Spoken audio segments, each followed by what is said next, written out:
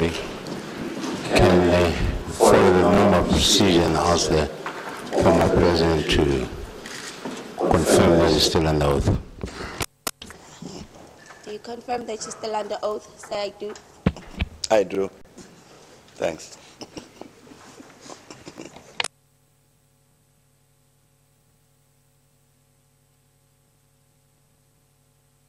Advocate Fons. Thank you, Commissioners. My clients welcome the opportunity to cross-examine Mr. Mbeki.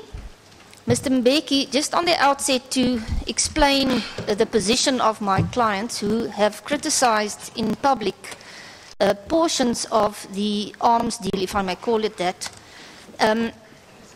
It's not that they don't recognize the responsibility of our democratically elected government to make decisions, including security-related matters, which are to be for the benefit of all South Africans, which they feel the government had and still has a responsibility to make sure that we break from our painful apartheid past. However, the question is, and that is what I'm going to try and explore with you today on behalf of my clients, is whether the decision to proceed with the arms deal on the scale and in the manner which this country did was rational, given the sad legacy of our apartheid past. Now, I would like to start with the first issue, and that is, you said yesterday that the decision to buy 29.9 billion rands worth of arms was approved by Parliament. Can you perhaps just explain again to me why you said that? Your rationale for saying so.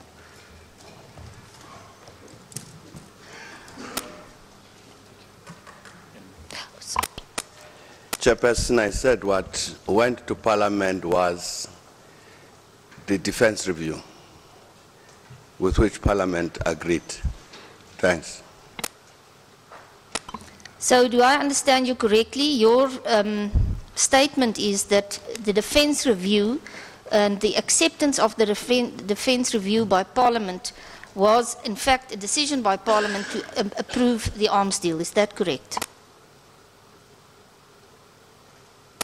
It was approval of the defense review. That's what Parliament did. Well, perhaps I should take you to the defense review itself. Copies of it will be given to you, but I'm quoting from the defense review itself.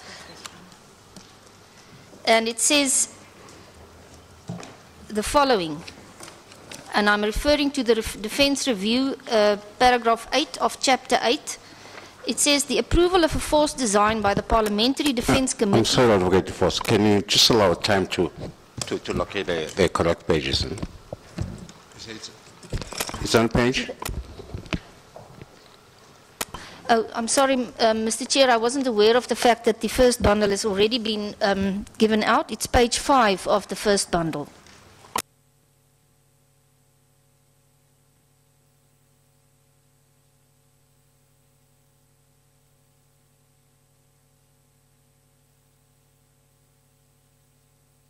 Thank you, Mr. Chair. It says here that the approval of a force design by the Parliamentary Defence Committee, Cabinet or Parliament does not constitute a blanket approval for all implied capital projects or an immutable contract in terms of the exact numbers and types of equipment. At best, it constitutes approval in principle for the maintenance of the specified capabilities at an approximate level. Do you care to comment on this paragraph? No, I don't know, Chairperson, why I should.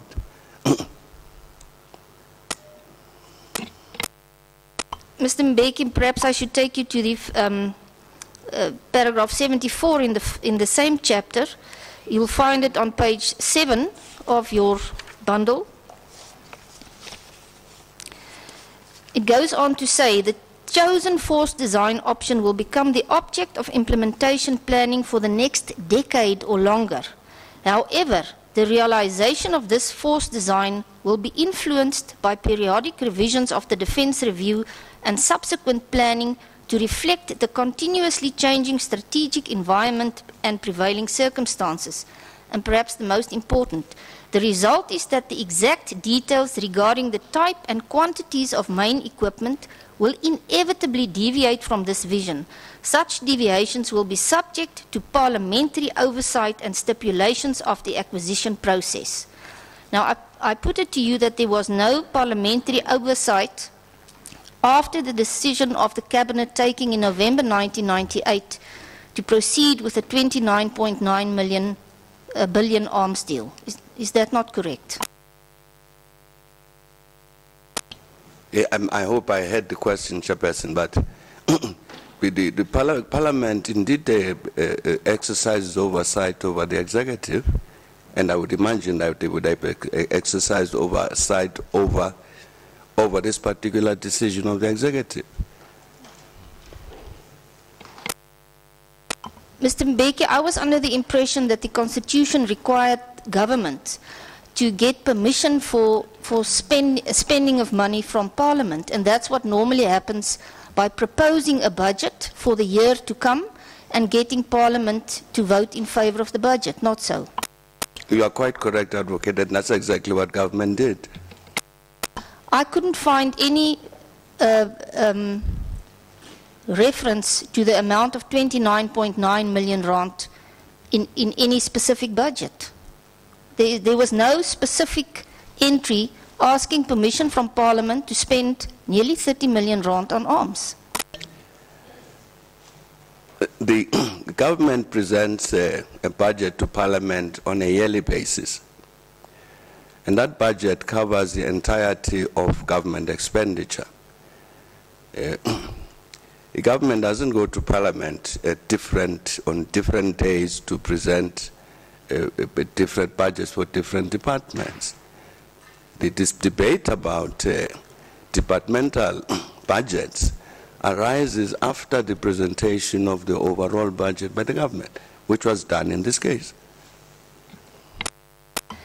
I will leave it, it's a matter of argument, but my clients will give evidence before this commission that there was no proper approval by Parliament of this particular deal and that it should have happened in view of the requirements in the Constitution. But I'll leave it at that.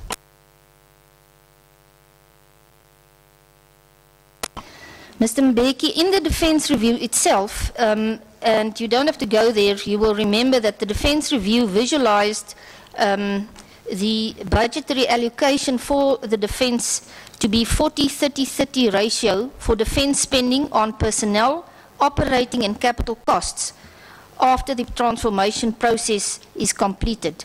Do you remember that?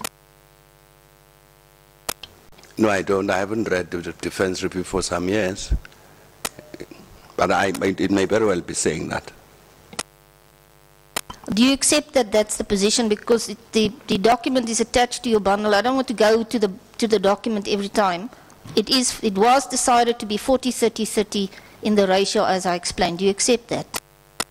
Yeah, Advocate, you said the Defence Review says that. I said that I don't remember it. I haven't read it for a long time, but it may very well be saying that. I'm not questioning it.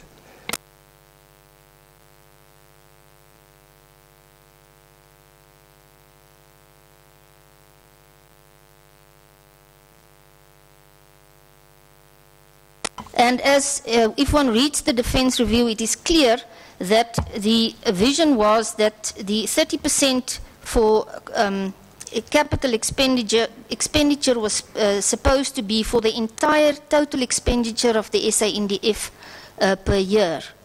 And I put it to you, that is exactly what the Defence Review says. You will find that in the document I've given, and do you accept that proposition?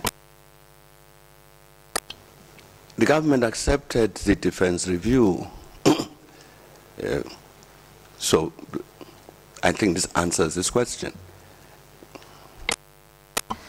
Now, Mr. Donaldson gave evidence before this commission, and you'll find his evidence on page 14 of the bundle before you.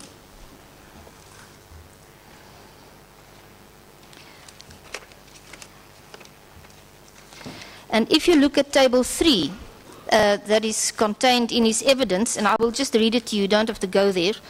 It shows, and I submit that it is clear from this table, that the arms deal absorbed a substantial portion of the defense spending. In fact, in the years 01, 02, 02, 03, 03, 04, and 05, 06, the arms deal alone absorbed either close to or over 30% of the defense budget that was identified by the Defense Review for capital expenditure. Do you accept that?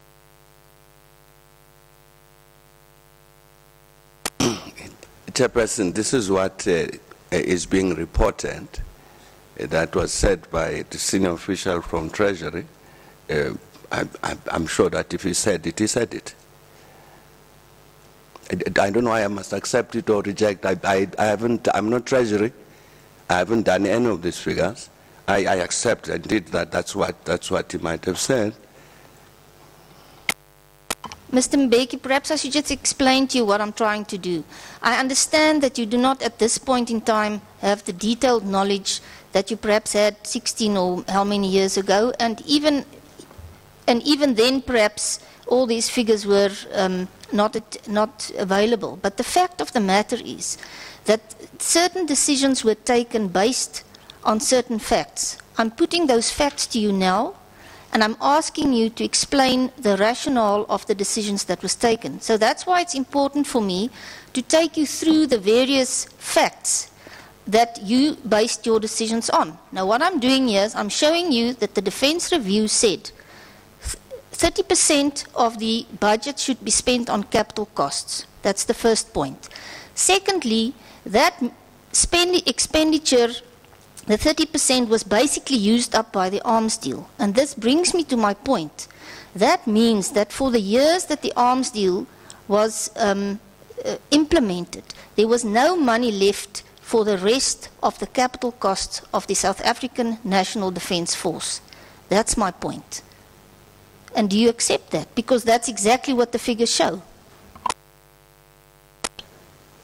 I don't know what the figures show, Chairperson, but what I know is that there was never an issue raised that other sections of the National Defence Force were short of whatever capital that might have needed, the army or the medical services. I can't recall that there was at any point that any of the services, so they needed particular capital expenditure, and it was said, no, it can't be financed because of what had been spent on this particular acquisition. I can't recall that. Mr. Mbeki, it's got to do with the question whether the decision to spend this amount of money was rational. That's why I'm asking you this. If the government decides we will put aside 100 rand a year for capital expenditure, and they then take the whole of the 100 rand and spend it on number A instead of B and C as well, clearly there was no money left for B and C. And the question is whether this was a rational decision. That's all I'm asking you. If my proposition that I put to you is correct, I'm saying to you that my clients will argue it wasn't a rational decision. Chairperson, I'm sure their clients are perfectly at liberty to argue that. The decision was rational, and I'm saying in the consequence, I can't recall any of the services within the National Defence Force which ever said that there was no money to finance whatever capital needs that might have needed. Mr. Mbeki, your reference to the headlines, can you perhaps explain that to me? The what? You referred to the headlines. I didn't follow what you were saying there. I didn't say anything about any headline. Sorry, I thought I didn't understand your answer. I've just been assisted by my attorney. Thank you.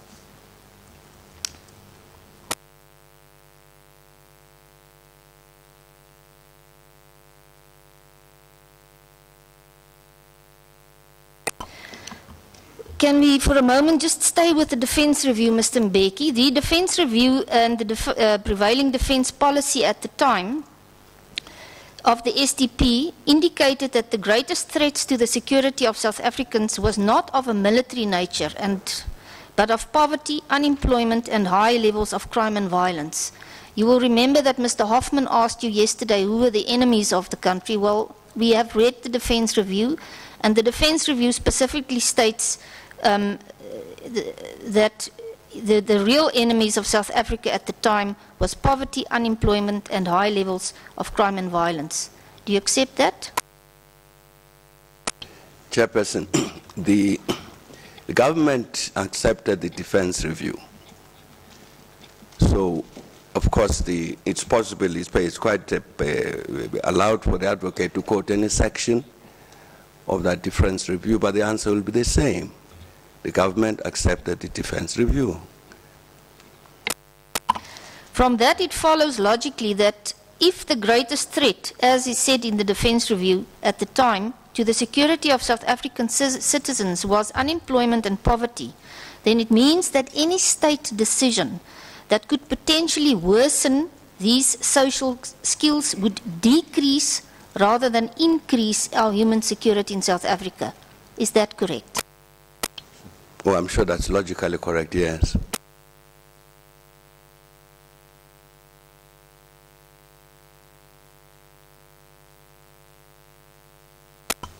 There was mention made yesterday of the affordability report. Portions of this report is attached to your bundle.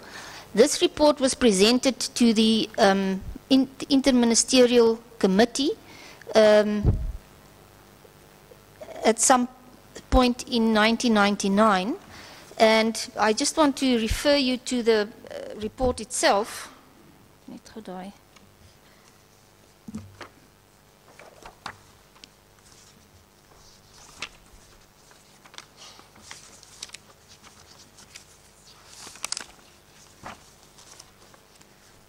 Just bear with me for a moment.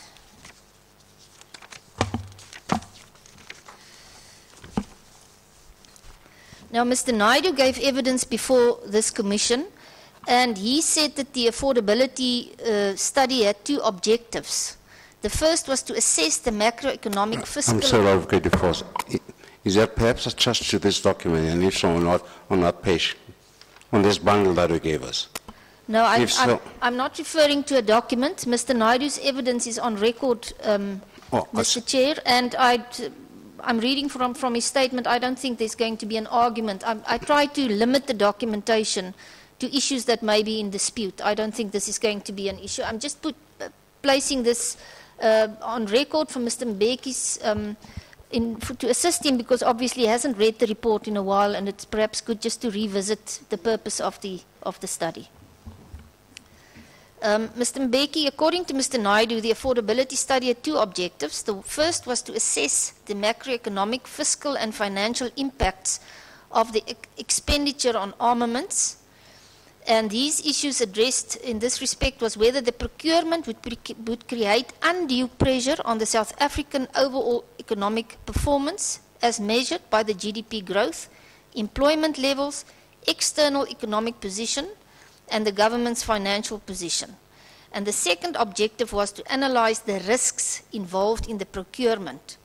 The number of risks of the procurement were identified in the report, and according to Mr. Naidu, they contain the following. I just want to refer you to the following. The first risk was an increase in domestic interest rates upon the announcement of the packages.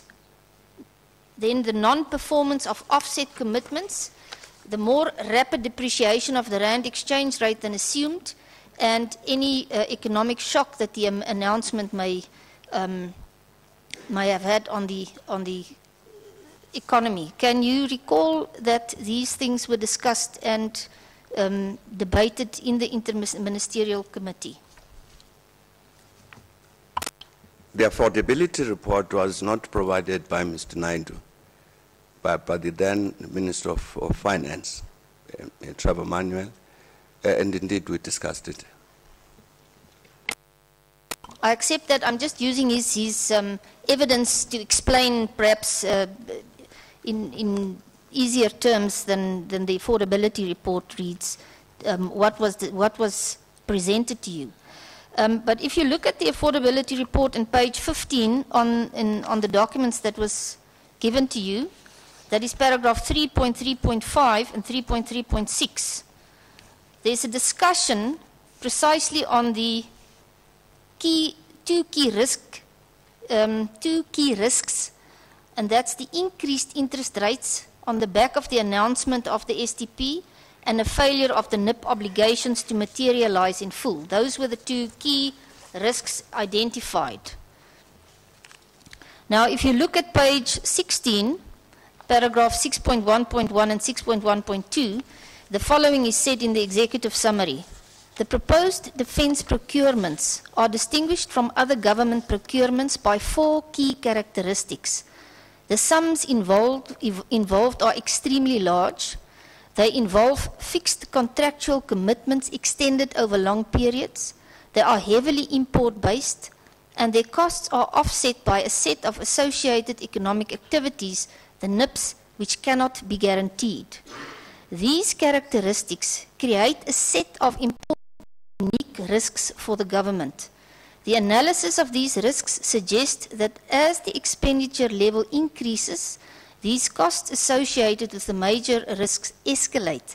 Ultimately, the decision about expenditure levels really constitute a decision not only about government's assessment of the needs and benefits driving the procurement decision, but about government's assessment of the risks. Now, I'm sorry about this long quote, but it is important. And what I'm going to say, Mr. Mbeki, is that this suggests that there was a high degree of risk involved in pursuing the arms deal. What is your comment on that statement?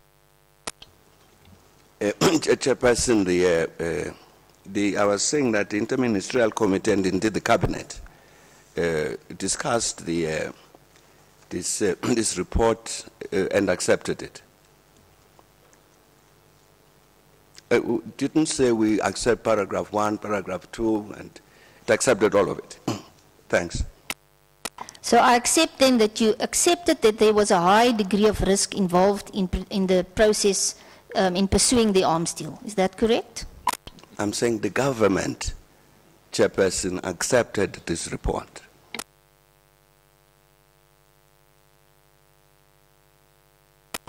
Why did the committee decide that the high risk or high degree of risk is something that they are willing to accept? On what basis that the Cabinet and the Interministerial Committee believe that they can be comfortable with such a high risk, especially taken South Africa's peculiar socio-economic situation into account? Yeah, obviously because the government thought it could manage the risk.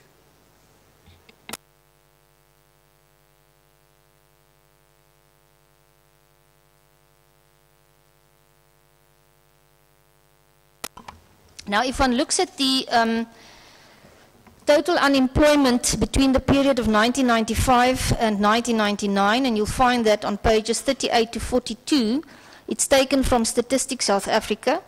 It shows that there was an increase of from 1. Just hold on, can we get to that page?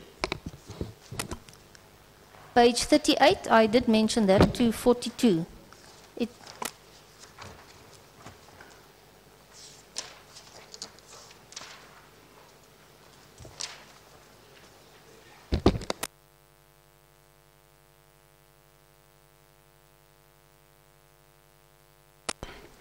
I think everybody has got that page. You can continue. I can be more specific. The one I was going to say, put it to Mr. Mbeki, that the unemployment nearly doubled between 1995 and 1999 because it increased from 1.8 to 3.2 million individuals. You'll find that on page 42, bullet 3. Is that correct? I don't know what you're asking. What is it that is correct?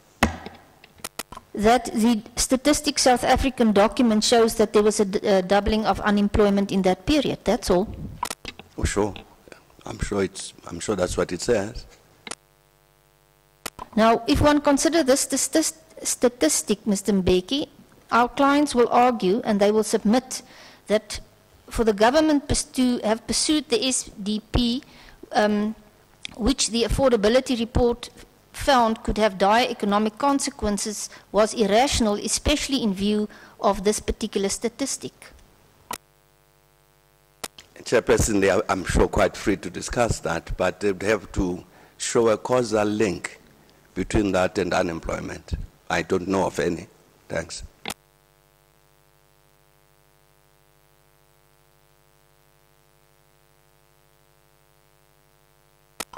Now, Mr. Mbeki, the affordability report did not make provision for a study of opportunity costs. I'm not sure if you're familiar with the term opportunity costs. The last time I studied this, I was doing a junior degree many years ago. I'm familiar with it from that point of view. That was in the 1960s, Chairperson. I only found out about opportunity costs when I heard evidence of Mr. Naidu.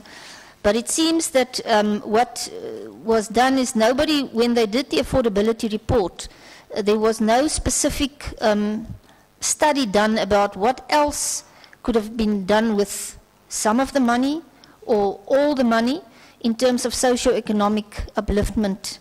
And the question simply is, why wasn't that also considered? Chairperson, as I understand it, my colleague Alec Ewin gave evidence about this particular matter. But more broadly, I'm not quite sure what the question implies, that perhaps if we had not bought ships for the Navy, that would have been better because something else would have happened. What then happens with the Navy? It means you take a decision. You close down the Navy. What's the opportunity cost of that? So I don't understand how you do use this concept in this particular way, but I'm saying that in any case, this matter was dealt with by my colleague, Alec Ewin, who spoke for all of us, for the IMC on this particular matter.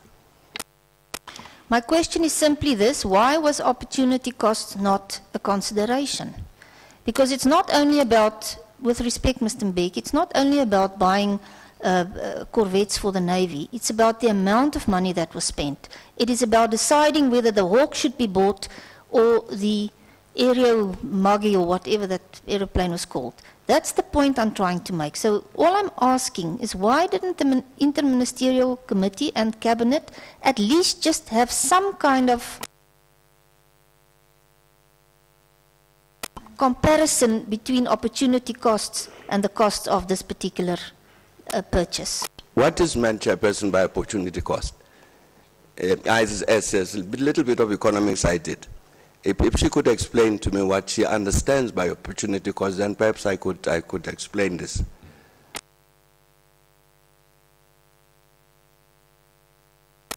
The Chair can just give me a moment. I just want to find my note.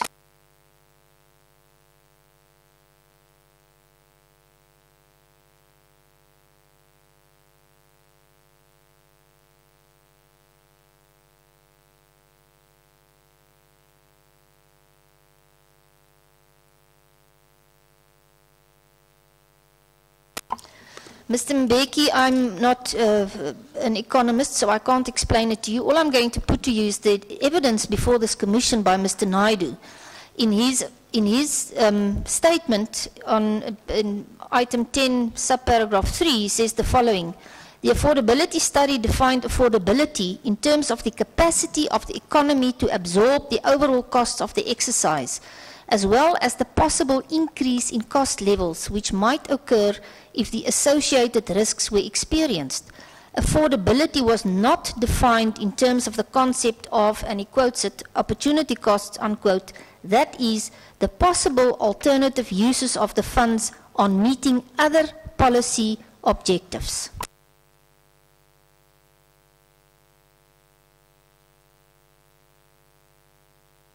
Chairperson, this matter again, I'm saying, was canvassed by my colleagues in the IMC.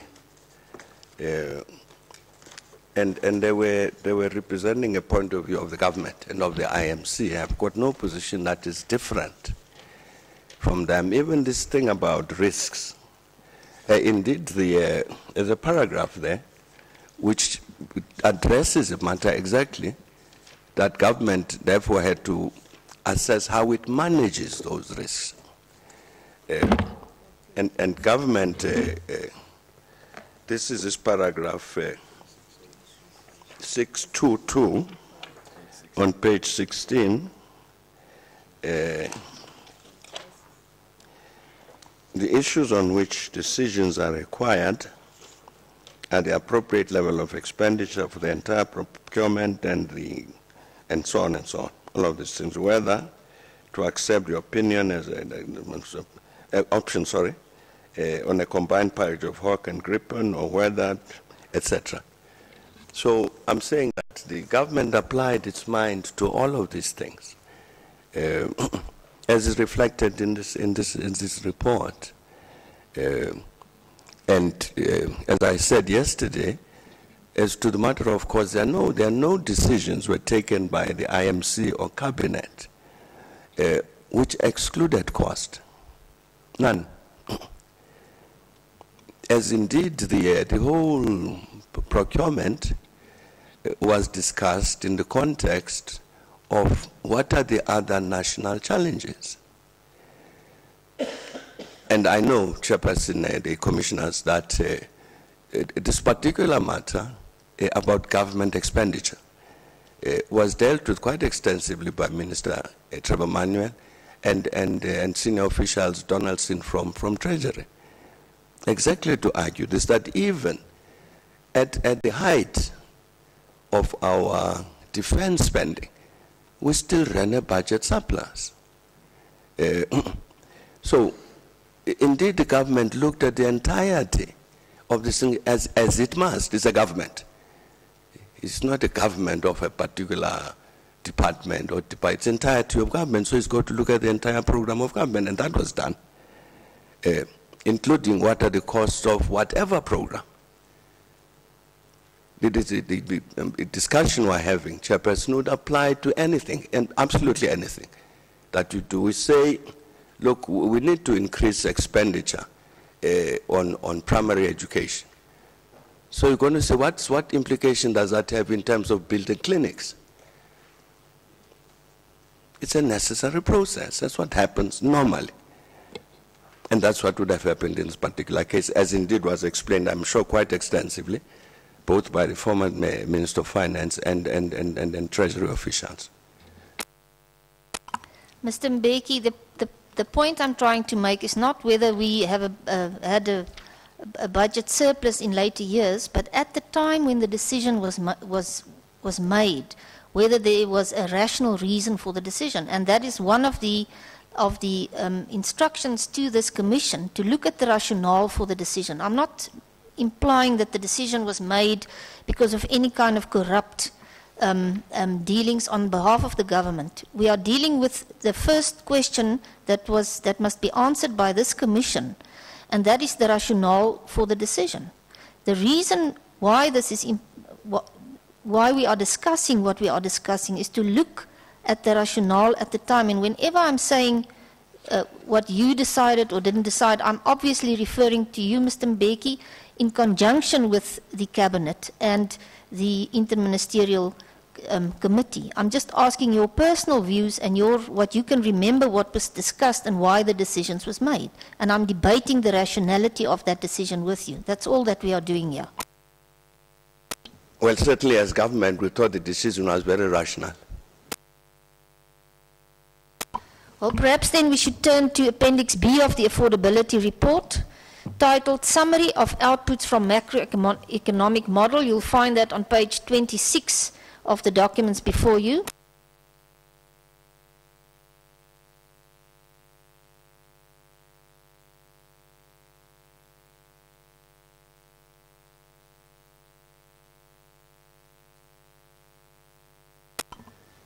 what you see there is the figures that were calculated as per the macroeconomic model used to estimate the impact of the SDP, and the figures are broken down into baseline figures, that's without the SDP, figures related to expenditure on the SDP without the two negative scenarios contemplated in the model, and figures related to expenditure on the SDP with each negative scenario model, and figures related to the scenario in which the two risks identified came to fruition. And this was to assist the decision-making process and to assist the risks. Do you see that that is what the figures show? Certainly that's what they do. That a reflection of the fact that government was seriously applying its mind to this issue. Well, let's look at that. If one turn to the second box of figures, the headline is GDP annual growth, real percentage. We can ignore the figures for the middle and low scenarios because we know we in the end went for the high expenditure Just scenario. hold on, I'll wait for us.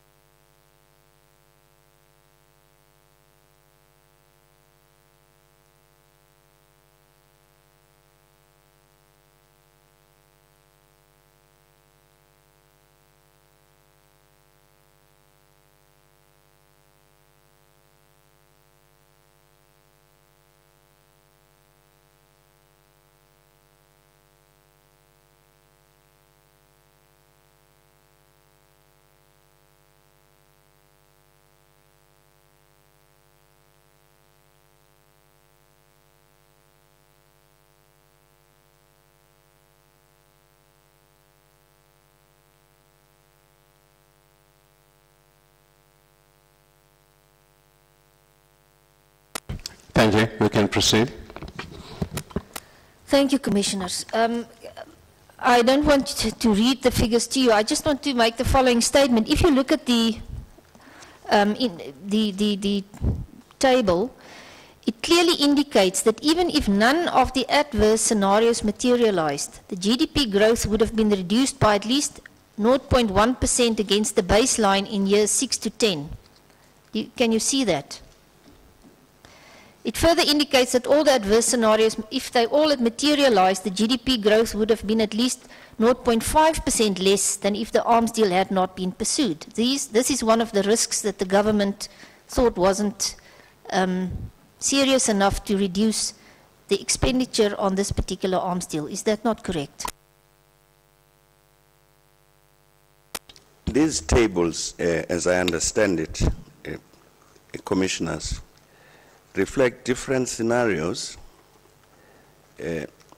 which the people who were preparing this particular affordability study thought were important in part of the process of applying their minds before they make recommendations.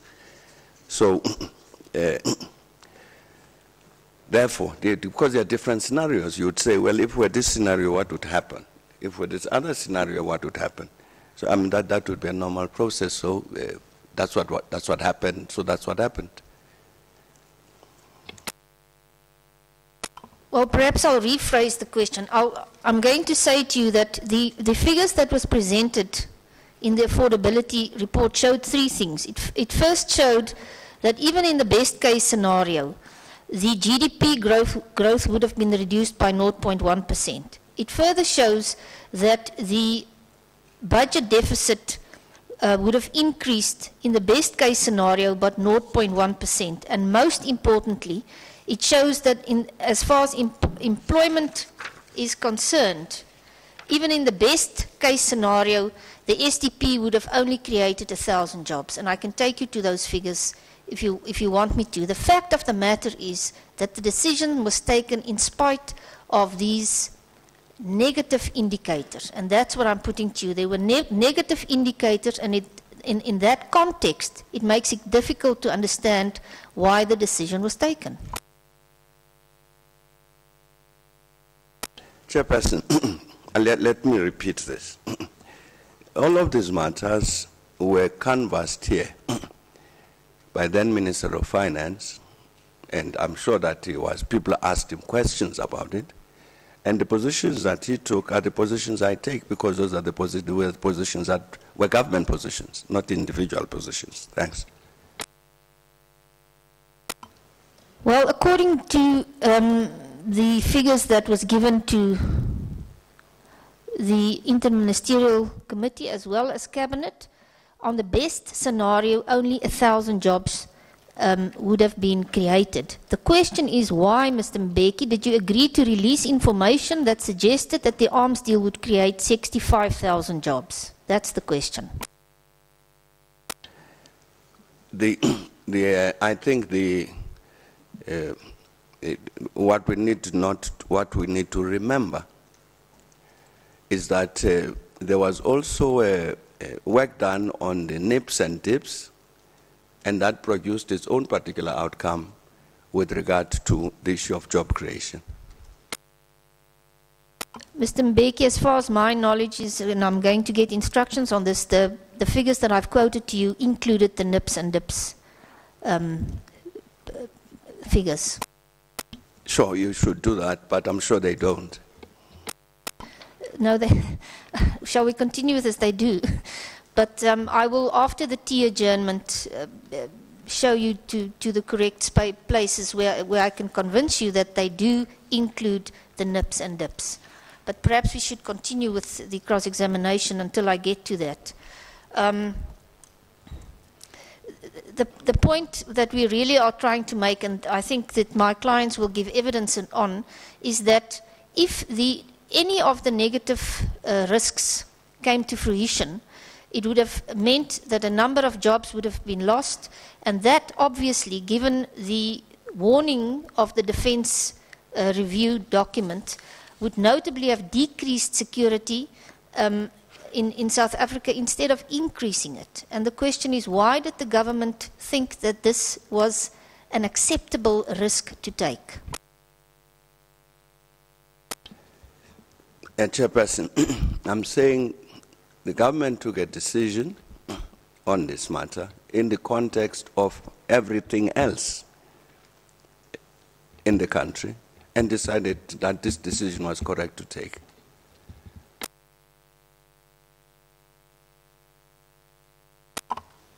Mr. Chairperson, the fact that I don't continue with the discussion with the witness does not mean that my clients accept his proposition. I just accept that sometimes I'm not going to get the answer that I'm looking for. So I don't know if you want me to put that to the witness every time. Not necessarily. I suppose as a cross-examine, you always don't get the answer that you need. That I accept. And of course, the clients are at liberty to testify on any other issue that they think is relevant to our mandate. Thank you, Mr. Chairperson. Can I...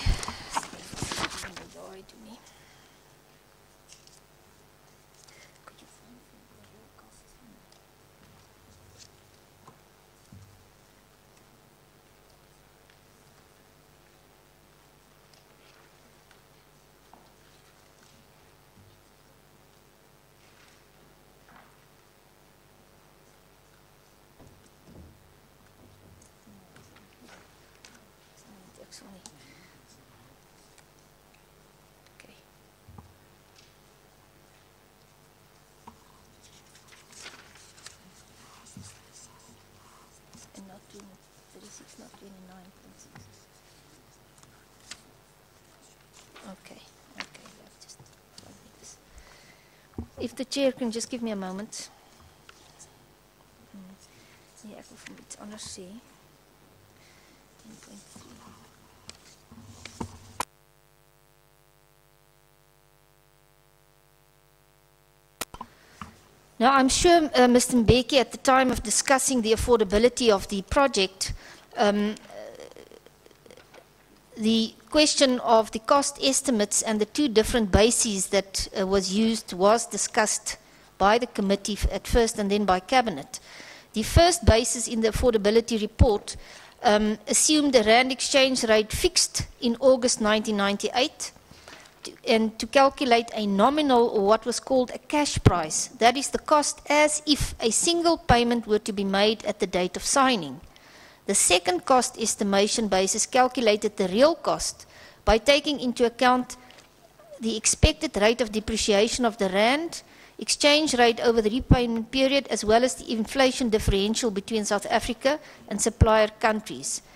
The result were then discounted, in the presentation of the cost to Cabinet by the Interministerial Committee, and eventually the statement that was made to the rest of South Africa, the cash price was used as the reference, namely 29.9. Obviously, the real costs were considerably more, and according to my instructions, it was just over 36 billion. The question was, why wasn't the real price or the real cost used in the decision-making process and or the announcement that was made to the public? Excuse me, so I apologize. Can she please pose that question again? Just the question. Well, perhaps I'll put it differently. In the presentation of costs to Cabinet, I was wrong there. In the presentation of costs to Cabinet, both the nominal cost, that's the cash price, and the real cost were included. But when this announcement at the time of the Cabinet decision was made to the public about the amount of money that was going to be spent, only the cash price basis, which is obviously unrealistic, 29.9 billion, was used. The question is, why wasn't the real cost used in the announcement? The government announced what it decided this thing would cost. If somebody else has got a different calculation about how much it would cost, of course, that's their business. But it announced what it thought this thing was going to cost. But Mr. Mbeki, according to the affordability report, the real cost to government would be in the region of 36 billion. So why wasn't that was the real cost?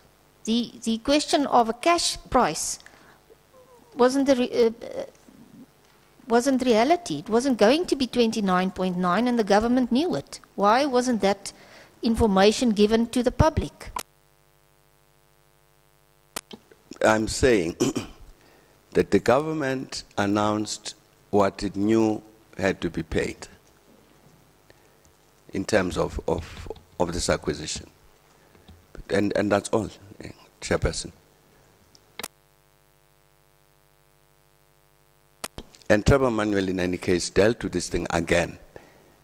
And people had every opportunity to ask questions about this particular matter, because it's also a budgeting matter. Well, nobody had access to the affordability report, which showed the real cost. Yeah, I'm sorry. I'm sure the witness can help you with that. He's no longer in government. He doesn't know what documents you're referring to. He doesn't know where that document is. I'm sure he cannot help you with that question. Chairperson and my learned colleagues' clients had access to the affordability report even before it was declassified.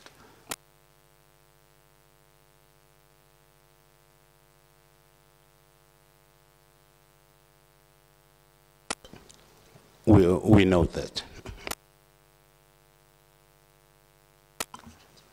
Commissioners, I'm going to leave it at that, but my argument and the point I'm trying to make and trying to get Mr. Mbeki to explain to South Africa is why, at the time when the announcement was made, the government knew that the real cost would be 36 billion, but instead they chose a fictitious number, 29.9 million, in the announcement, in the announcement to the public. That's all I'm asking. It's a very simple question.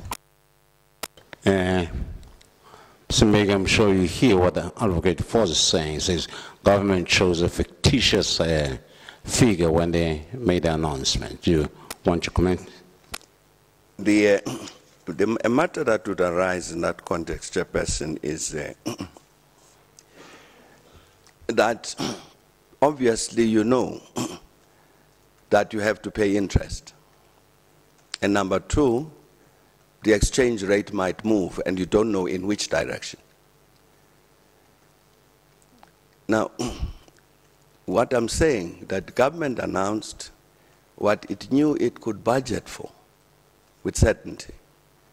But of course government knew that there might be additional costs that would arise because of the matter of interest rates and foreign exchange, the foreign exchange rate, and which we didn't know whether it was going to move up or down. So now to compute these, which will carry in future, I don't know why there would be an insistence on that. Mr. Mbeki, it was computed and it was contained, or it is contained in the affordability report, but I'm not taking this any further. Let's rather move on. I want you please to look at the question of offsets, which, as you know, and perhaps you can help me or correct me if I'm wrong, the question of offsets were quite an important part of the arms deal. Is that not correct, for South Africa? Yes, they were part of what had to be considered. I asked whether it was an important part of the packages. All elements of the package are important.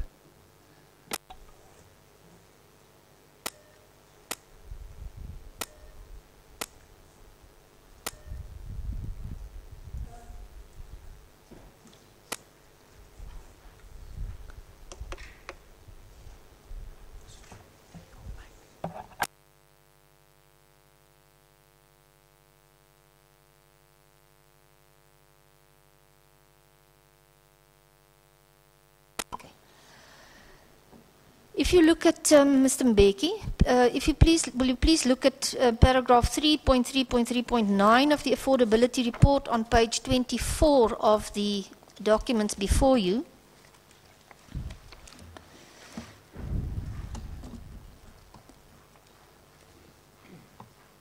Thank you.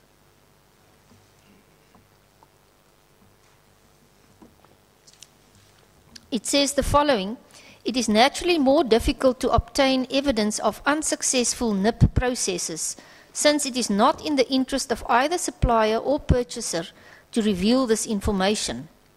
However, it can be concluded that the implementation of offset agreements does indeed take place to some extent, but it remains unclear what proportion of commitments is actually achieved, and it is doubtful that full delivery is ever achieved. Now, my question to you is, do you agree that this paragraph indicates that it should have been doubted by government that the important part, namely the NIP process, would probably not be 100% achieved? This matter, Chairperson, as you know, has been extensively covered. Here, NIPS, the former Minister Alec Ewen was here, and people from trade and industry dealt with all of these things. I certainly don't have anything to add to what they said.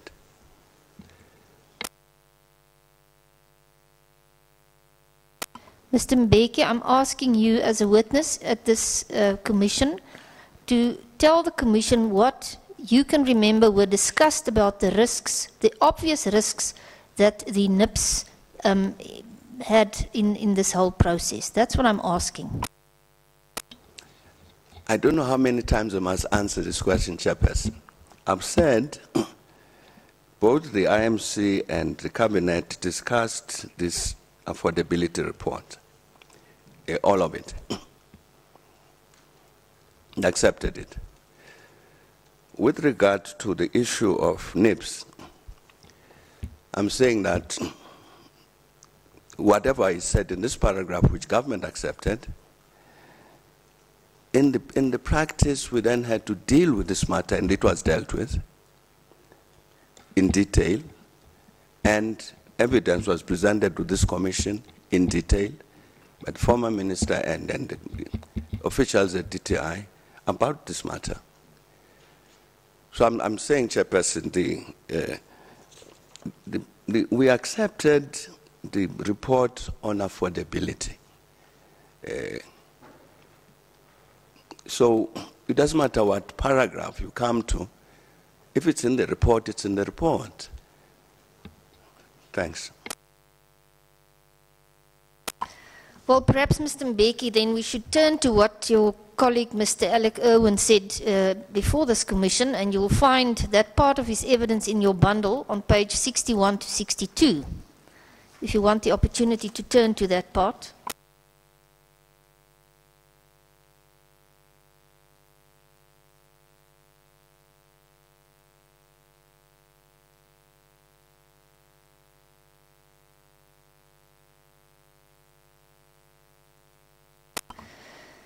The paragraph reads, this illustrates that the NIP is essentially a form of commercial partnership where the obligor and the DTI, on behalf of the buyer, are attempting to achieve differing objectives. The obligor wants to maximize the, quote, credit dollar, unquote, with the minimum amount of money it has to put forward, and the DTI is trying to maximize investment with no real interest in who supplied the investment. In theory, for the obligor, the maximum amount of money that it would be prepared to pay in is what it values as the economic rent of being the equipment supplier. For the DTI, it wants to maximize investment and other objectives, as I will later deal with, but it cannot push this too far, otherwise the obligor will seek redress in finding means to increase price over the life cycle of equipment in order to secure its required profit level. Well, perhaps, Mr. Mbeki, since you align yourself with Mr. Irwin's evidence, do you care to explain what you understand with this paragraph? The paragraph speaks for itself, Chairperson. Thanks. Well, our interpretation of this is that what Mr. Irwin was suggesting is that the DTI knew it could never achieve a full realization of the NIP commitments, as the suppliers would simply increase their maintenance and support costs to cover this cost. Do you agree with that interpretation? No, I don't. What this paragraph is saying is it's describing very accurately, the balance between these two parties in this kind of negotiation. That this is the kind of balance that you'd meet. So, if I was asked to go and go and negotiate offsets, I'd be very pleased to receive this advice. And that's what I'm saying. It speaks for itself. It says in negotiations of this kind, this is the challenge that you are going to face, and it is correct. Mr. Mbeki, my clients don't agree with you. My clients say that this statement indicates that the state could be held over the barrel post-delivery on the basis of the escalating life cycle and maintenance costs levied by the suppliers. What is your comment to that? Your clients are perfectly at liberty to disagree. That doesn't mean they are correct. Of course they can disagree. Mr. Chairperson, I want to move on to a a different field. May we have the tea adjournment now, please? Maybe let's take tea adjournment. We'll be back after 20 minutes. Thank you.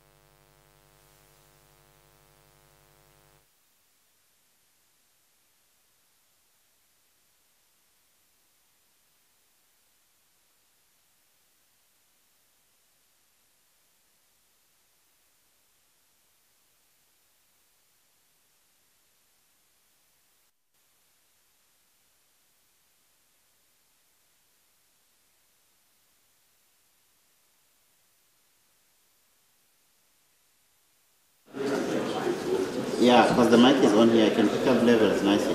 Okay, On the camera. I'm here. I can hear you, Joe. Hello? Hi, Joe. Can you hear me now? Okay, sure.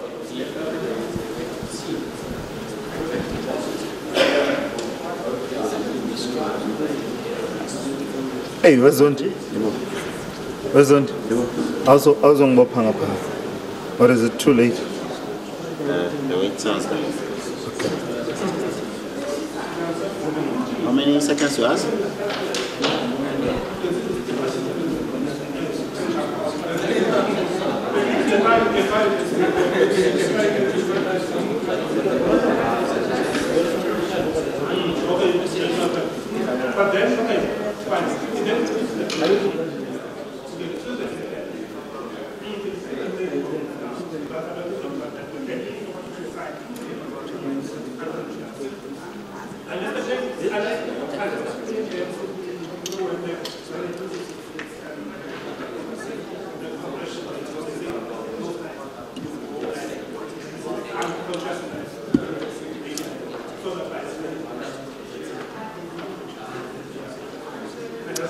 Well, good morning, Joe. Well, a far less emotionally intense day, second day for former President Thabo Mbeki here at the Arms Deal Commission.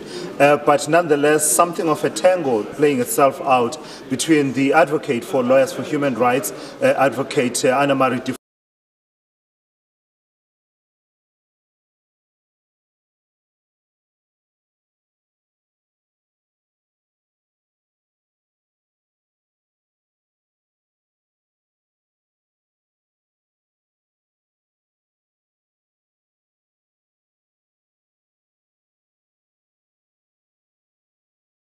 also the affordability report of 1999. A lot of those questions stemming from there. So in a number of instances, Advocate DeForce getting an answer from the former president that simply says those matters have been canvassed at length. An interesting moment played itself out here, Joanne, when Advocate DeForce asked the former President Mbeki if he's familiar with the concept of opportunity cost.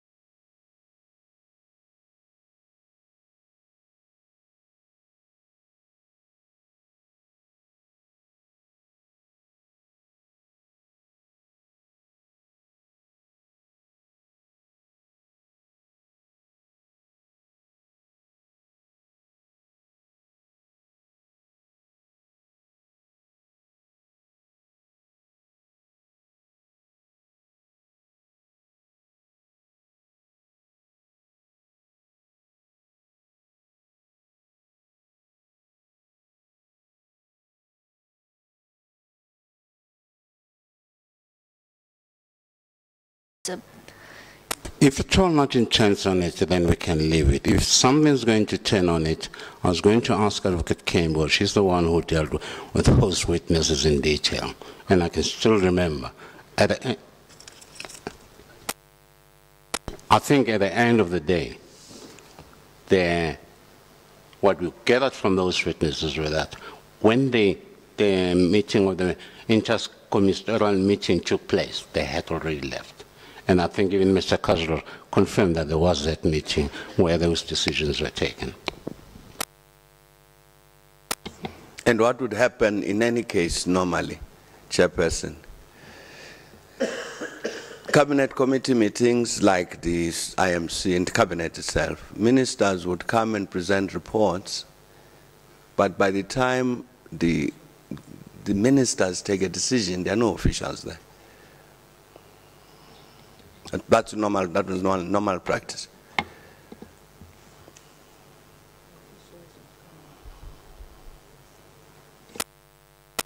Mr. Mbeki, according to the minutes of this particular meeting, the minutes indicate that the officials were present during the presentation and the discussion.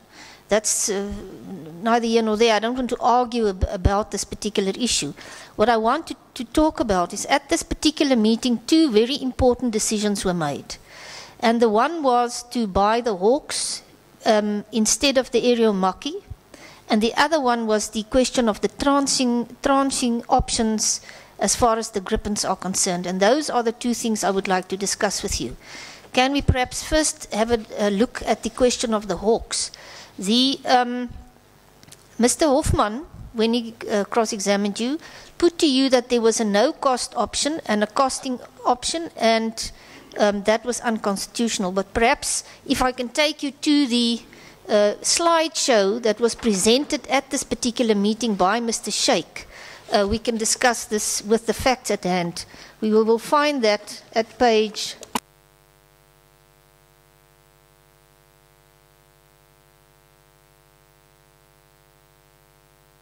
220 of the bundle before you. Can I go there?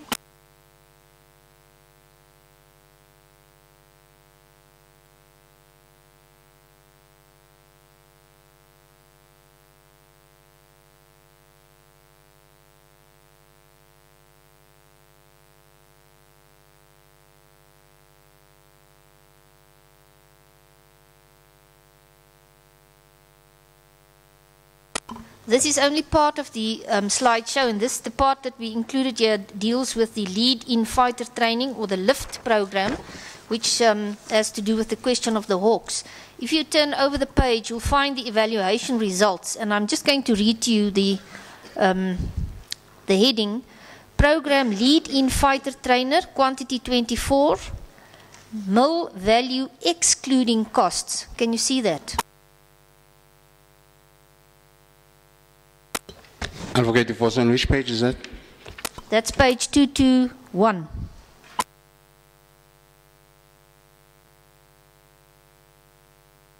Yes, I can see that. So it would seem that part of the presentation made by Mr. Sheikh to the committee at the time was evaluation excluding costs, not so? Learned Commissioners, may I please interject with one small issue that does need some clarification.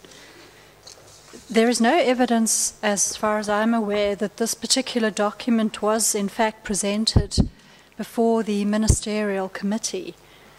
And whether it was or not, whether it was or wasn't presented, perhaps needs to be established first, perhaps via the witness or on some other basis, as you please. Advocate Foss. Just give me a moment, please, Chair. I just want to find the passage in Esterhuis's evidence where I found this information.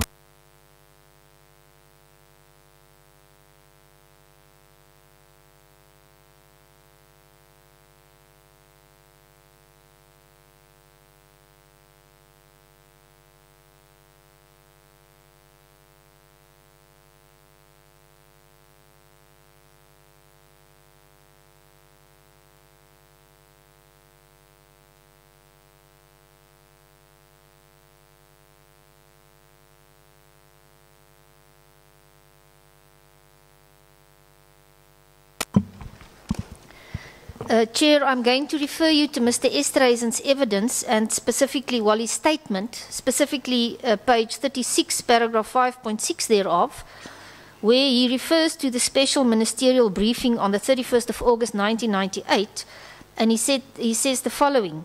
A special interministerial committee briefing session took place on the 31st of August 1998 in Durban. I was present at this meeting. Deputy President Mbeki chaired this meeting.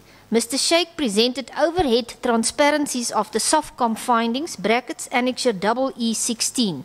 Now, the document I'm referring Mr. Mbeki to is a part of Annexure EE16, and I assume that this evidence was given before this commission. But I think Advocate Kane seems to be raising a different point altogether. He says he's not sure whether it is this particular document that was presented at that meeting, as I understood it. Learned Commissioners, I accept my learned friend's submission in this regard would constitute a sufficient basis then to put this to the former President. She has resolved my difficulty. Thank you.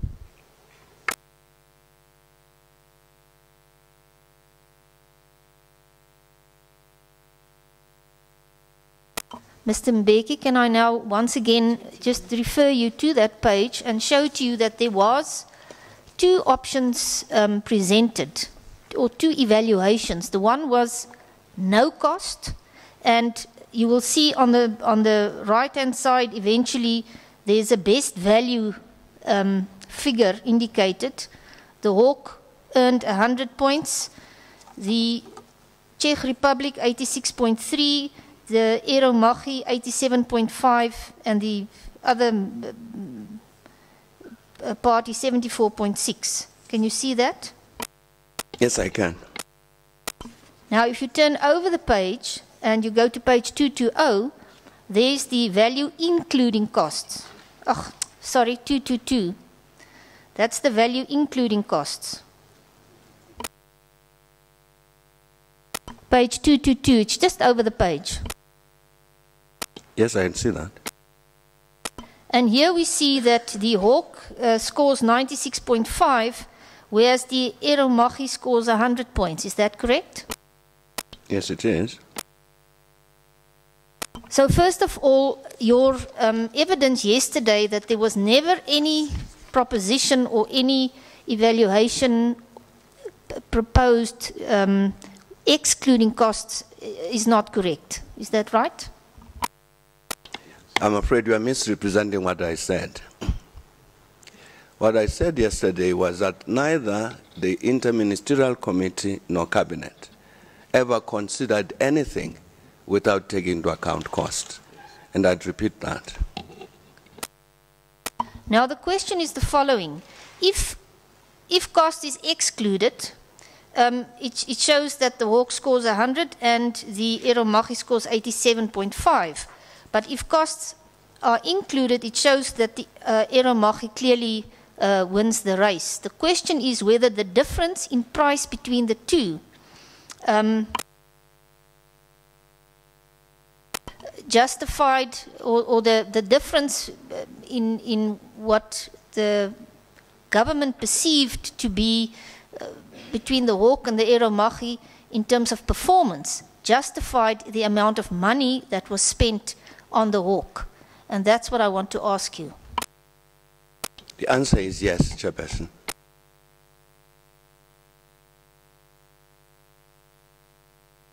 Now, according to my instructions, the difference in price between buying the Hawks and buying the Aeromachi was $400 million. Will you accept that, or do I have to take you to a passage in the documents?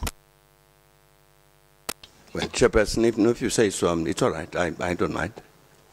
I don't have to go through any document. And according to Mr. Esterhuizen's evidence, the performance of the Hawk was only 15% better than the Aeromachi. Do you accept that? If I don't know whether it was correct or not, I have no technical capacity to assess whether what he said was correct or not. Sorry, it was I made a mistake. It was Mr. Steyn who made that, who gave that evidence. But let's accept for the moment, this commission accepts that Mr. Steyn was correct is that in terms of performance, we're talking about 15%. But in terms of price, we're talking about $400 million. I'm asking you again, I must interject at this point. It is not in accordance with the evidence to put that, and if my learned friend does want to persist with it, I would respectfully request her to locate the passage from Mr. Steyn's evidence so that I may consider it in context.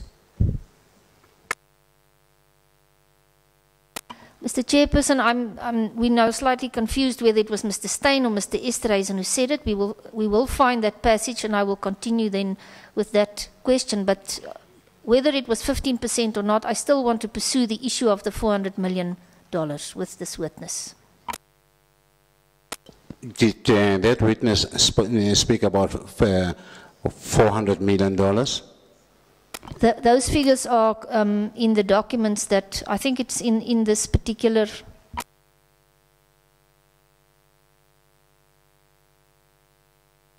Advocate DeVos, maybe let's just verify the facts before you put the question to the witness. I have verified the facts. I will just find my reference if the court, the commission can give me a moment, please. Okay.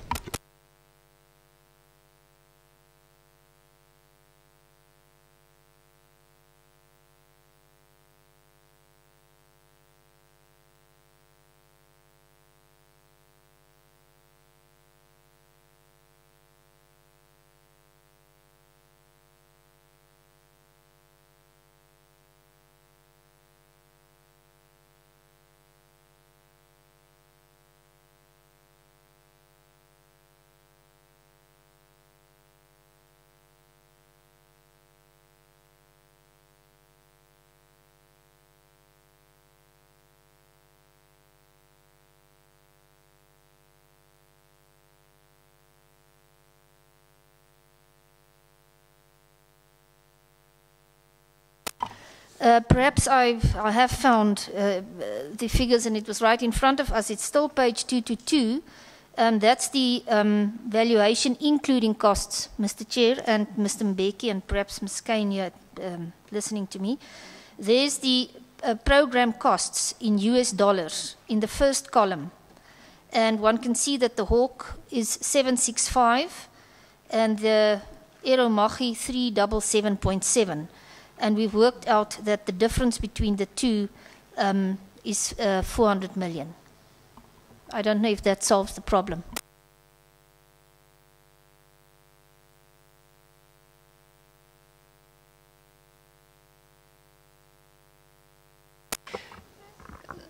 Learned Commissioners, my difficulty pertains to the technical comparison that was being made in the statement that the Hawk had been testified to be 15% better than Aeromachi. I did wonder where that evidence came from, and I stand to be corrected. It wasn't so much in relation to the figures that are on the table before us. Thank you. I think Mr. Steyn is the one who spoke about 15%. Very well, then perhaps the cross-examiner should proceed, and I'll check that on my own. Thank you. Thank you. Well, Mr. Mbeki, it seems that the documents before you shows that the decision to buy the Hawk cost South Africa roughly 2.6 billion rand, more than if we bought the Italian version. Is that correct? And that is at the exchange rate of 6.6 that was used at the time. If the arithmetic is correct, Chairperson, sure. I don't know. I haven't done any calculations as you may have. So I have no basis to agree or disagree. But surely this must have been discussed at the time, the huge price difference between the two top contenders, not so? Chairperson, this matter was discussed yesterday as to what happened with regard to this decision. And I said then, as I repeated today, that there's at no point did the IMC or cabinet take any decision without taking into account cost. The legal representative representing defense explained even this thing about uncosted, what it meant. And here was a decision that was taken by the IMC, the chairperson. This document is at page 338. It's 338 of that same bundle. That paragraph 11.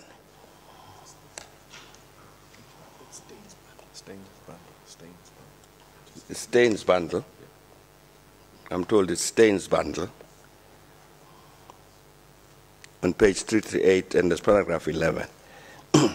And it says, after a discussion, it was decided by the ministers present that the Hawk option B should be recommended as the preferred option. This decision to recommend the Hawk was based on national strategic considerations for the future survival of the defense aviation sector and the best teaming up arrangements offered by the respective bidders. Strategically important industrial participation programs offered with the best advantage to the state and local industry. Local industries was also a determining factor in the final recommendations for the preferred bidders per program. That was the decision. And it's what we explained yesterday.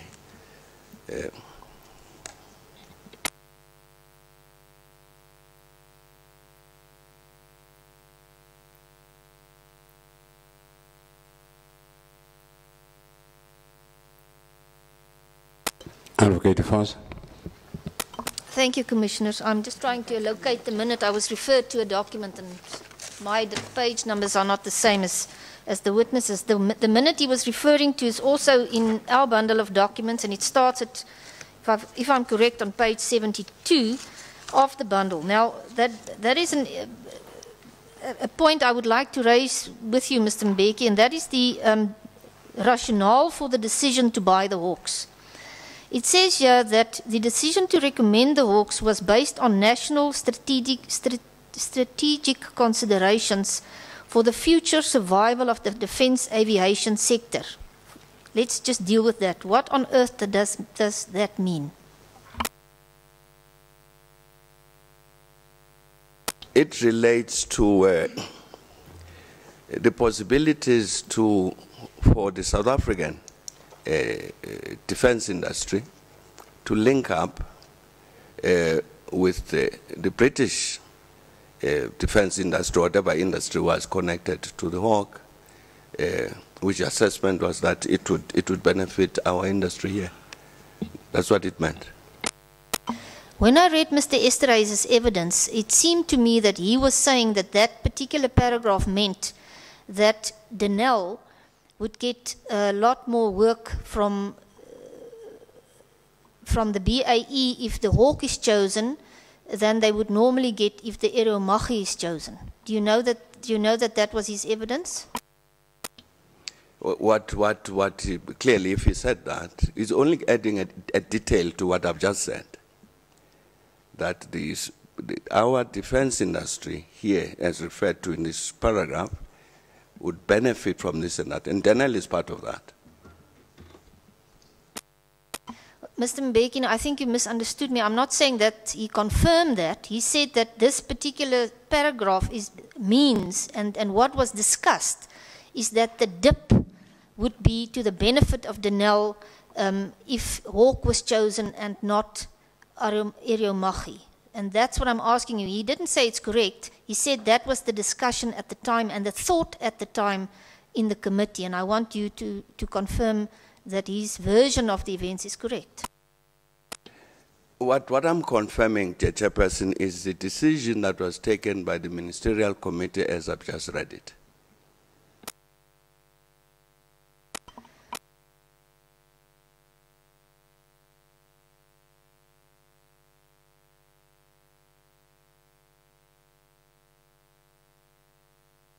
Well, according to Mr. Esterhuisen's evidence, if I understand it correctly, that rationale actually wasn't correct. And he showed in his evidence that if one has regard to the two different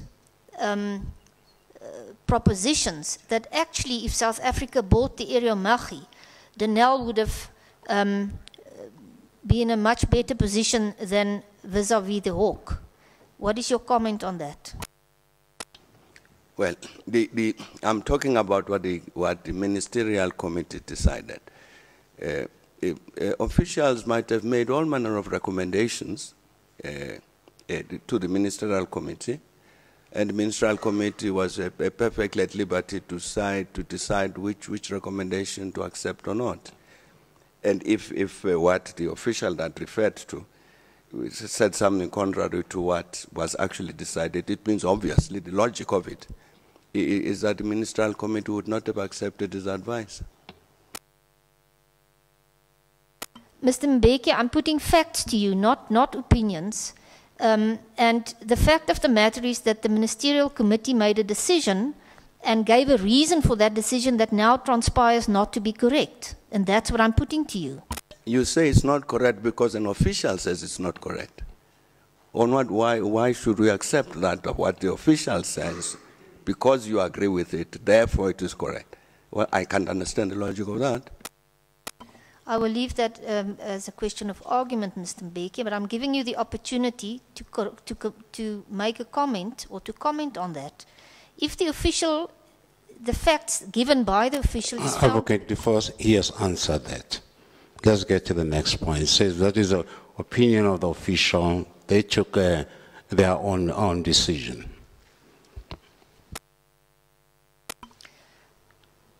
Mr. Chairperson, I'm putting facts to the witness that my clients will say has already been given evidence about before this commission. And all I'm asking this particular witness is to give his comments on if this commission found those facts to be correct, on whether the decision they made was the correct decision or not. That's all. And I submit I'm entitled to ask him that and to ask him to answer me properly. Okay, he can answer, but then I thought he has already answered. If you want to put the question again, Mr. Mbeki, do you mind to answer that question again? What I've said, Chairperson, which I'm repeating myself, is that the official might have made whatever presentation he might have wanted to present to the committee. The committee took its decision as I've just read it. If the official's proposal is contrary to what was agreed by the committee, obviously, therefore, logically, it means the committee did not accept that. The question is actually why, but I will leave it at that. I understand that you do not want to answer that question in the way I'm putting it to you. At the same particular meeting, Mr. Mbeki, there was another decision made, and that was the question of the grippins. Now, I just want to find that passage.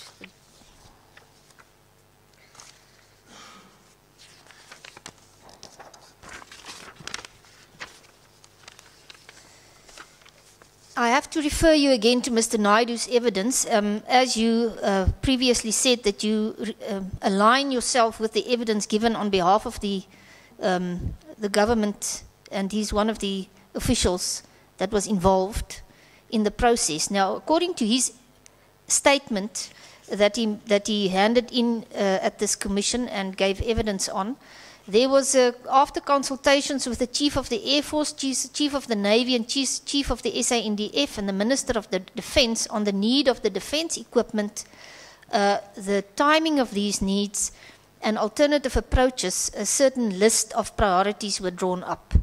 This list was the following. And all that is important here for purposes of my questioning is the question of the alpha, which said not required immediately. He then goes on to deal with that requirement, and he says the following. At the time of the negotiations, the Air Force had 50 supersonic Cheetah fighter aircraft, including 12 dual passenger Cheetah aircraft, which had recently had a midlife upgrade. These aircraft are able to operate until 2012. We're now talking about 1999 or 1998. With regard to trained pilots for supersonic aircraft, the NT understood there were insufficient trained personnel to absorb the Gripen aircraft should these be supplied earlier than the time required. Now, in the back, if you take this as the backdrop, what happened was that the discussion surrounding the affordability of the Gripen then dealt with the possibility of tranching. Can you remember that this was the situation? The chairperson, honestly, it's this. We are being asked to do an impossible thing. To remember this kind of detail of something that happened 15, 16 years ago. It's difficult. It's difficult for me I do not have that kind of capacity to recollect. Mr. Mbeki, I will then remind you of what was discussed. According to Mr. Naidu, the recommendation of the negotiation team was to seek a deferment of the Gripen procurement on terms and conditions practical and favorable to the government. However, in response to this, the BAE SAAB indicated that they were not interested in this, and they then proposed an alternative proposal. A full transaction of the supply of 24 Hawks and 28 Gripen, with the first delivery of 12 Hawk aircraft and the dual-seater Gripen aircraft, and an option to the South African government to cancel on the supply of the remaining Hawk aircraft, followed by another option to cancel on the single-seater Gripen aircraft. Does this ring a bell? Chairperson, our then Minister of Defense, Mr. Lekota, dealt with this matter. And I have no view about it different from what he said. Thanks.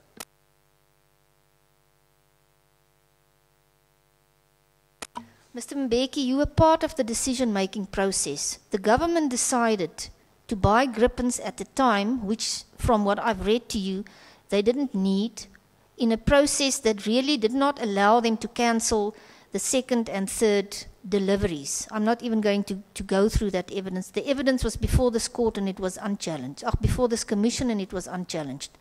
You were part of the decision to, in spite of that, buy the Gripens. And that, after you've given evidence before this commission, that there was a careful balancing between the needs of the Defence Force and the socio-economic needs of South Africa. And I submit, and I'm asking you, to explain the thinking of the government at the time. Why was it so important to get Hawks for $400 million more, and to get Gripen and whatever for an enormous amount of money if we didn't need it at the time? That's all the people want to know. Chairperson. Just hold on. You know, Advocate Defoe made such a long statement.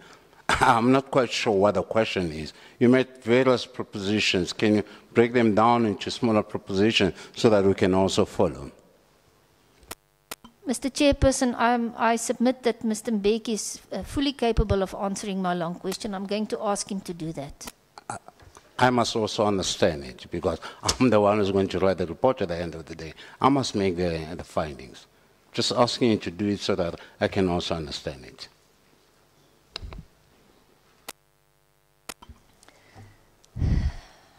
Mr. Mbeki, you indicated to this commission that you cannot remember this far back. I've now given you a background to the question of transing, and I want to ask you, why was it necessary, in view of the fact that South Africa wasn't immediately in need of the Gripens, to buy it at the time, at an immense cost? Earlier, as she put this question, Chairperson, she also added again the matter of the Hawk and this 400 million and so on. And I was going to say, with regard to the matter of the Hawk, I've explained that and read out the decision of the cabinet on this particular matter. There's no other government explanation about it. With regard to, I'm saying that with regard to the second matter that she's raising about the Gripen and so on, I'm saying then Minister of the Interministerial Committee and Cabinet, then Minister of Defense, dealt with this thing and answered it, and I have no different opinion about it or information or any other thing different from that. I don't understand why the insistence that I must repeat what Mr. Likota said, why the insistence? This evidence given by Mr. Likota, surely, Chairperson, is on the record of the Commission. And the Deputy Minister, Ron Castles, of Defense, then Deputy Minister of Defense. I have no information or opinion or anything else different from what they said. Mr. Mbeki, first of all, Mr. Likota wasn't present when the decision was made, so he couldn't give any evidence on this particular point. That's the first problem that we have here. And the responsibility does not fall on the Deputy Minister, it falls on the ministers, as I understand it. That's why I'm asking you this particular question. No, I will explain. You were not in government, we were in government. Deputy Minister of Defense then,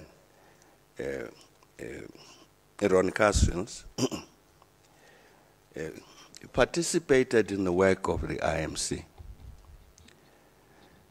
That's what happened in government. Whatever your understanding of how government works, that's what happened.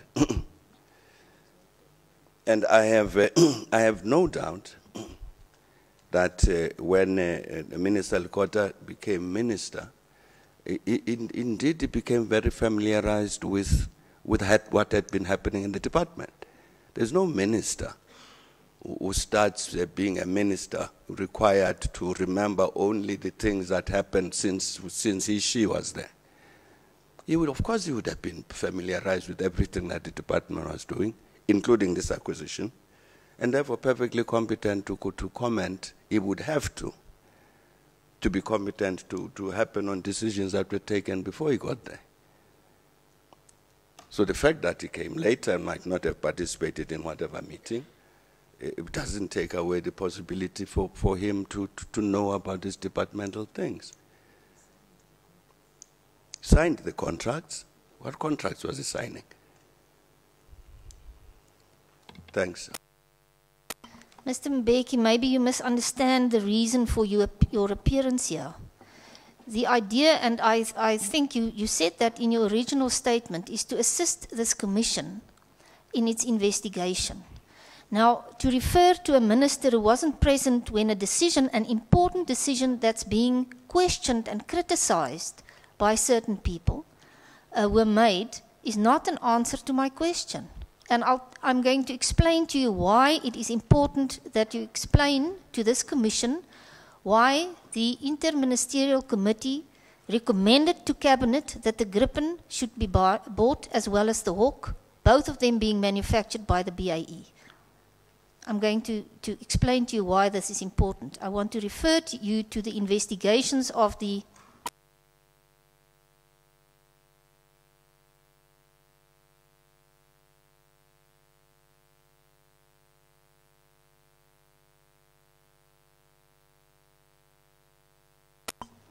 Can I ask the question? Okay.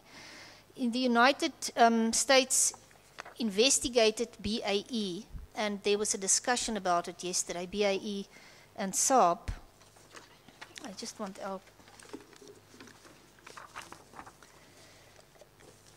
In connection, inter alia, with the South African dealings, and I have to explain to you that my clients will come and give evidence to this commission that deals with the two U.S., well, first the plea bargaining dealt with in 2010. I don't want to bore you with the detail, and that the second one was in 2011. But what is more important is that, rightly or wrongly, and we submit that our clients will be able to prove to this commission that those two investigations clearly shows that there was unauthorized commissions paid in order for the BAE to land the South African Hawk and Gripen contracts. And I just want to refer you to our submissions we made to this commission, and I'm going to read a short part of it to you, and then I'm going to ask you to comment. They deal with both of the plea bargaining documents and then say, while South Africa was not explicitly mentioned in the plea bargain documents in the US in 2010, it was certainly implicit in the settlement as relayed to Mr. Feinstein by an officer of the US government agency involved in the investigation. But more importantly, in addition, South Africa featured quite clearly in another plea bargain that BAE Systems agreed to in 2011. This time, the company settled a civil action brought by the US State Department around a different set of offenses. Here, it admitted guilt in return for a fine of $70 million for violating a number of US regulations.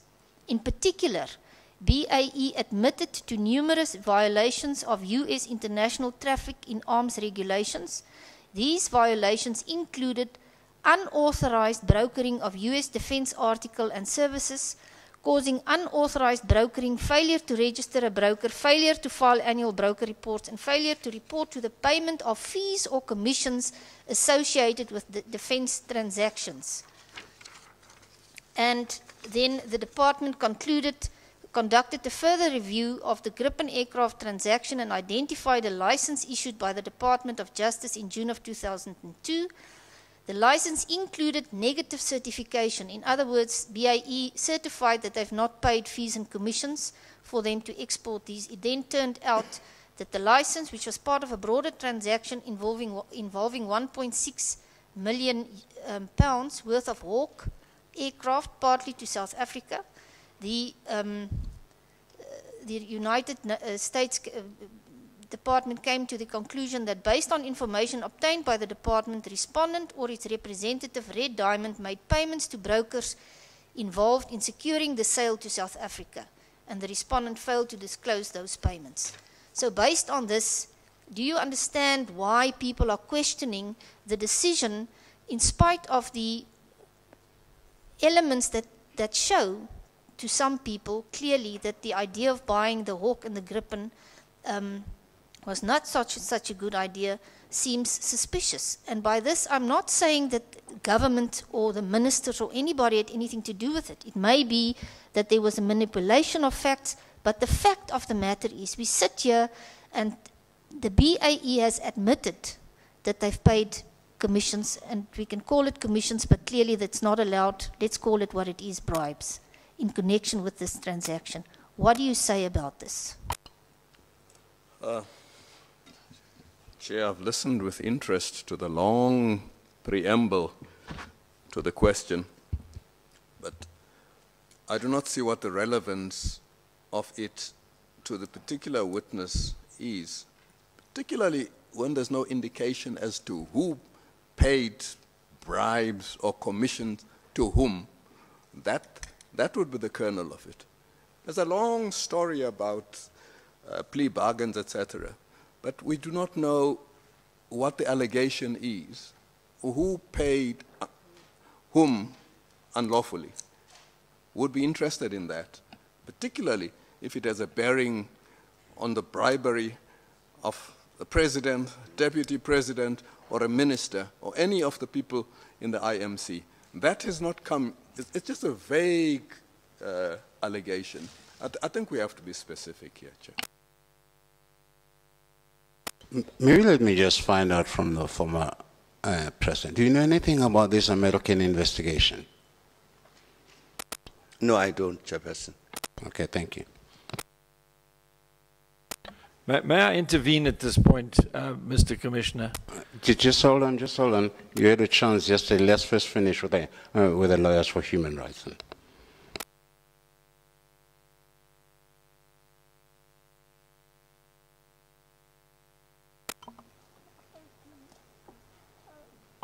Yeah, yes, Advocate for. Chairperson, the relevance of the question is simply what is the comment, because the problem that we're facing is that there seems to have been a choice made by Cabinet for a preferred bidder under circumstances that raises questions. And I've raised the questions with the witness. And then afterwards we come across the fact that at least as far as let's accept my proposition is correct, at least as far as the United States are concerned, certain commissions that was unauthorized were paid. I'm asking this witness whether he has any knowledge about why, under these circumstances, the Grippens and Hawks were chosen. Maybe let's restrict the question to the South African situation. He knows nothing about the American investigation. I want to suggest that let your questions be restricted to the SDPPs that we're investigating, because he has knowledge of that, but then he says he has no knowledge of what happened in America. Maybe restrict the question to the South African situation. First of all, Mr. Chair, I can take you to where South Africa is mentioned in the documentation, but let's rather leave that for my clients to do. But I have asked Mr. Mbeki to explain why South Africa chose to buy Grippens at a time when we didn't need them. And I've given him the references to that evidence. He hasn't given an answer to that question. He keeps on saying, why do I have to answer it, or somebody else has answered on my behalf? But it is a legitimate question. It's a legitimate worry, and I would like him to answer that question. Then I can move on. Chairperson, the advocate wants to insist that this is a Mbeki question. It's not a Mbeki question, it's a government question. And government has answered this question. And I've said that there's no other information, additional information I can supply the Commission on this matter, additional to what people who spoke on behalf of the IMC and government, beyond what they said. With regard to this second matter, question is asked, in the light of these findings in the United States about commissions and plea bargains and all of that, why did you buy the Gripen? I'm quite sure that whatever happened in the United States happened after these decisions were taken. Whatever discoveries made about commissions, whether they are bribes or whatever, surely was before the decisions that we made. Or if it wasn't, certainly this is not a matter that ever came to our attention that there was this particular problem. But in the end, what this point that Advocate Marane is making, I'd like to come back to this question, Chairperson. That the people who I'm talking about are the people who sat on the Ministerial Committee and Cabinet. Indeed, I don't want to dispute whatever might have been found in the United States, that BAE Systems paid some commission to somebody. The question that arises for us is there any evidence? And really, I would very much appreciate it if this is produced, because this matter has been up in the air for 16 years, 15, that as a result of whatever BAE Systems did in terms of commission, or anybody else did in terms of paying commissions, that process resulted in corrupting the members of the IMC and the cabinet. And indeed, if this allegation, this point can be made and proved, this would be enormously helpful, because then we can deal with this factual thing. That the BAE Systems paid a commission to somebody, and they were coming back, it seems, Chairperson, to what was debated yesterday, and you are correctly saying the words bribe and commission are not synonymous, and I said this, my own view is the same, but again, we're back there. But even if they were synonymous, what impact did they make on these two principal committees from whom the decisions came? I think that becomes the critical element. But the question that was posed was, in the light of what happened in the United States, why this? I'm saying certainly, I can't recall at any point that anybody came to, this matter came to the notice of the IMC or cabinet, that there were some findings in the States about BAE systems and so on. I don't recall that happening. Mr. Chairman, I'm sorry to interrupt my learned friend. I did ask for an opportunity to intervene in this aspect because I want to remind the Commission that yesterday my client gave an undertaking to the Commission to find for the Commission the very document which has now been produced by lawyers for human rights. We'd like to be excused from having to do that little chore, and we'd also like to remind both the witness and the Commission that in the papers before the Constitutional Court, which gave rise to these proceedings and to which reference was made yesterday, there is evidence on oath by a scorpion called Deploy, covering 160 pages, which makes it very clear that bribes were paid. Thank you, Mr. Hoffman. We are aware of the evidence of Mr. Deploy. Probably is going to be one of the witnesses that we are going to call. But then thanks a lot. We are aware of that information. Are we excused then from going to the trouble of producing a document which is now coming in anyway in this bundle, please? Thank you. You are excused. Thank you. Thank you so much. It saves us effort and trouble to find it. Thank you. Mr. Mbeki, on the question of commissions and bribes, I just want to remind you, and you obviously won't be able to remember, that on the 4th of September 2008, in a question and answer situation, I think it was obviously in Parliament, the question, no, where was this? May I have a moment just to get my facts?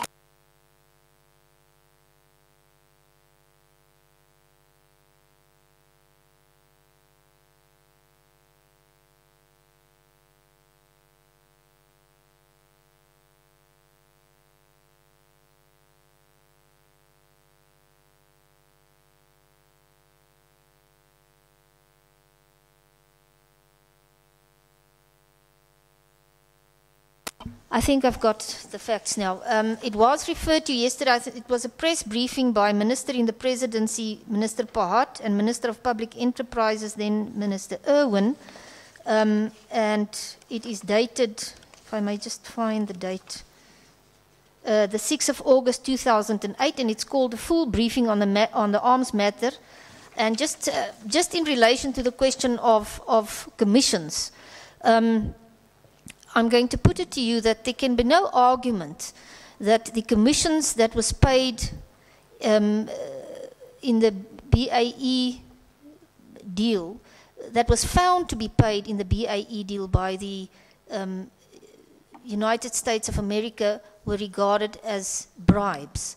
And not only that, even the South African government acknowledged that commissions paid under these circumstances can be called bribes, and I'm going to read to you the question and the answer given at this particular briefing. Can arms purchases ever be negotiated without kickbacks? And here one has in mind previous controversies and alleged kickbacks in other countries. The answer was, it is known in the arms industry that commissions can be mere camouflage for bribes and kickbacks. And I want to ask you whether you now accept that if there's reference to commissions in the context of this commission, we are actually talking about bribes and that the government knew it at the time.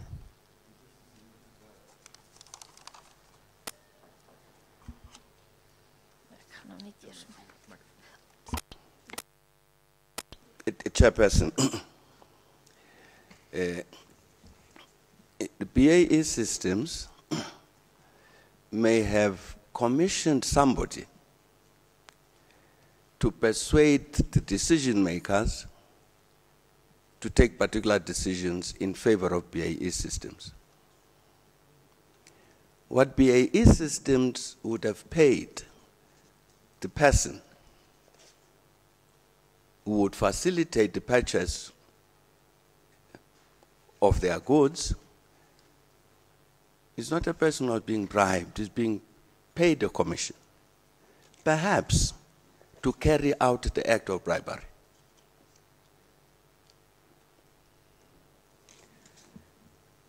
in this instance, if a minister is a member of, never mind minister, if the chair of the IMC was the best person with whom BAE systems were in contact to encourage IMC to take particular decisions, for instance, over the Hawk, and they paid the chair of the IMC, that would be a bribe.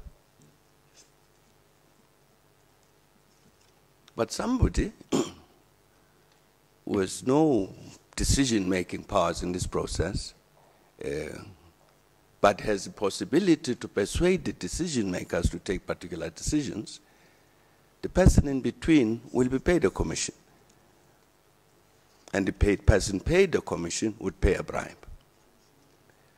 And that is why it's important that we should be precise about this matter, Chairperson.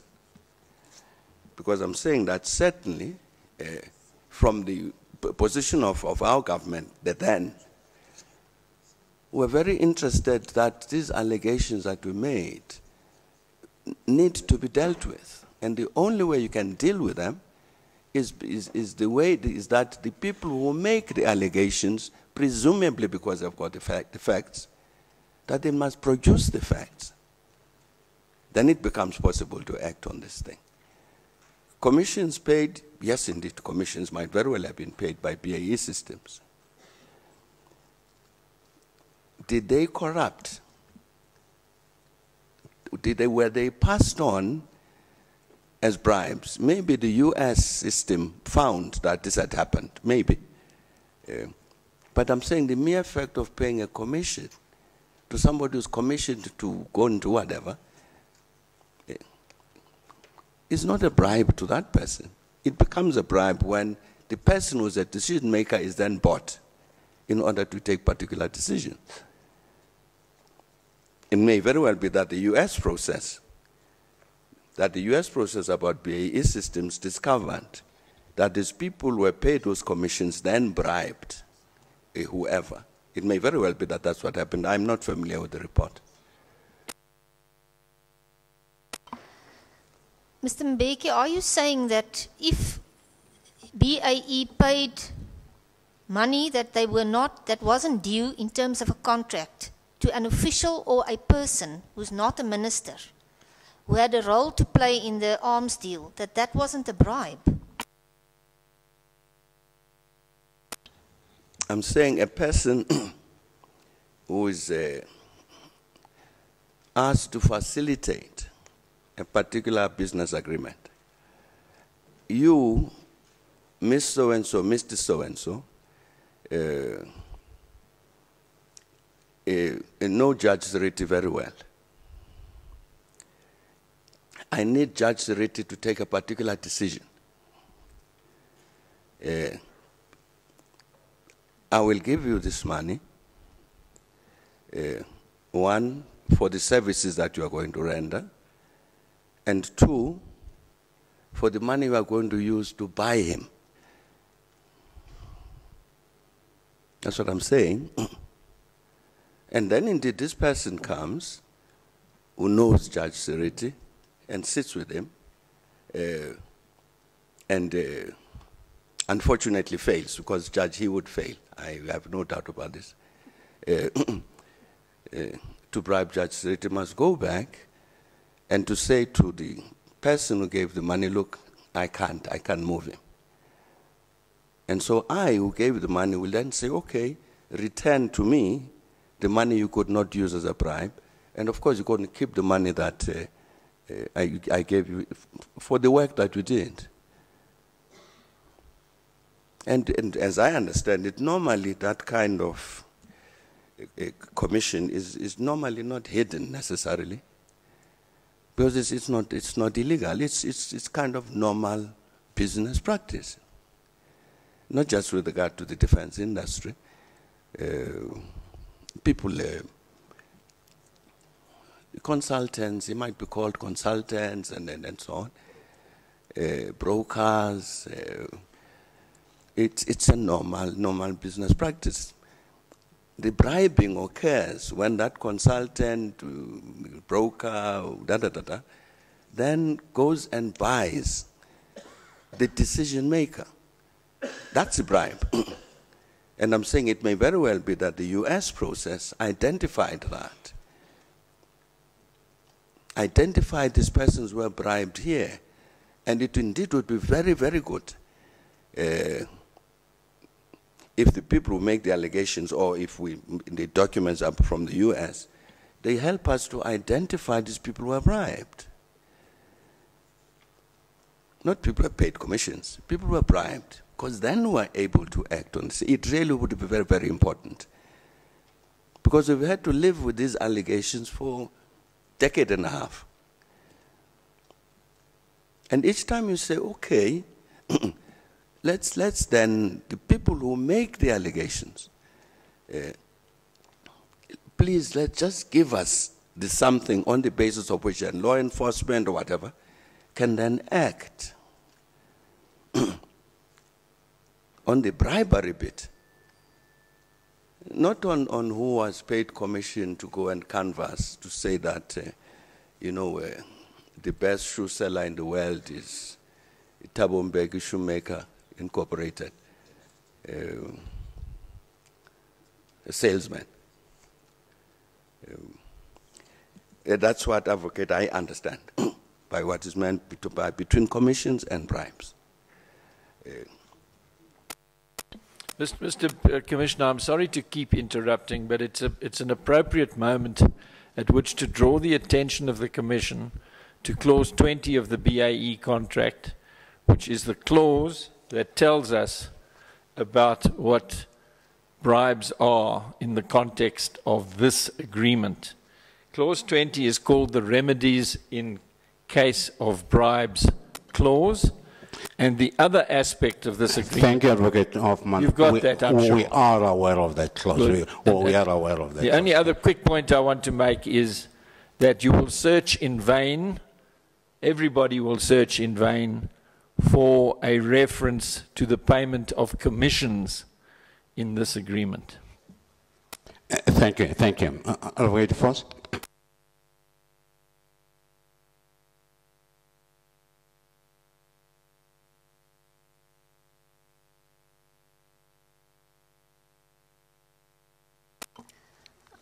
May I proceed, Mr. Chair? Mr. Mbeki, the point I was trying to make, and I think you're assisting me somewhat in that, is that let's assume that the bribes that were, or the commissions that were paid by BAE resulted in the cabinet choosing the Hawks and the Grippens above other equally good choices. Then obviously the commission becomes a bribe. That is what you've been saying. Is that correct? No. The person paid the commission may indeed may very well have very persuasive argument about the value of this product. A persuasive argument is not a bribe. Yeah, I'm sorry. Can I, Advocate Foss, just repeat your question? It appears to me that we are talking past each other. Okay, can you just repeat the question if you don't mind?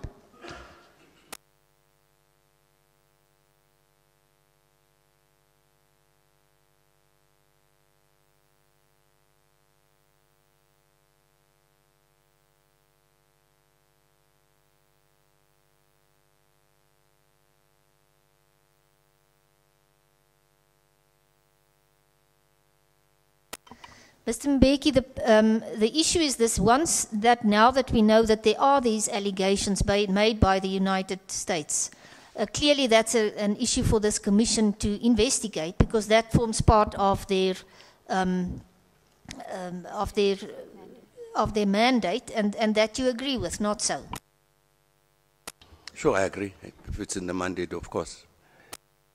The reason why the BAE deal is being questioned is simply this: we did not need the Grippens at the time, and we bought Hawks for $400 million more than we could have paid for something basically equally as good, and that's what is raising the eyebrows, and I'm asking you to comment on that.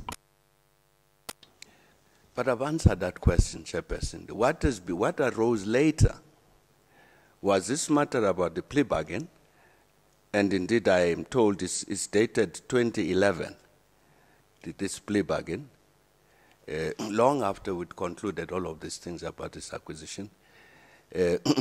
What issue that arose later was in the light of what has happened with regard to this plea bargain, what justifies the purchase of this? So I was saying that as far as I recall, we did not know anything of this at the time that the decisions were made. And as I say, it then transpires that this plea bargain is then dated some month, is it May? In May 2011. Mr. Mbeki, my clients will give evidence, and it will be argued on their behalf that the decision to purchase the Grippens and the Hawks was not rational, given the facts before this commission. But I'm going to let that be. Can we perhaps turn to the question of the submarines and competitive quotes? Sorry,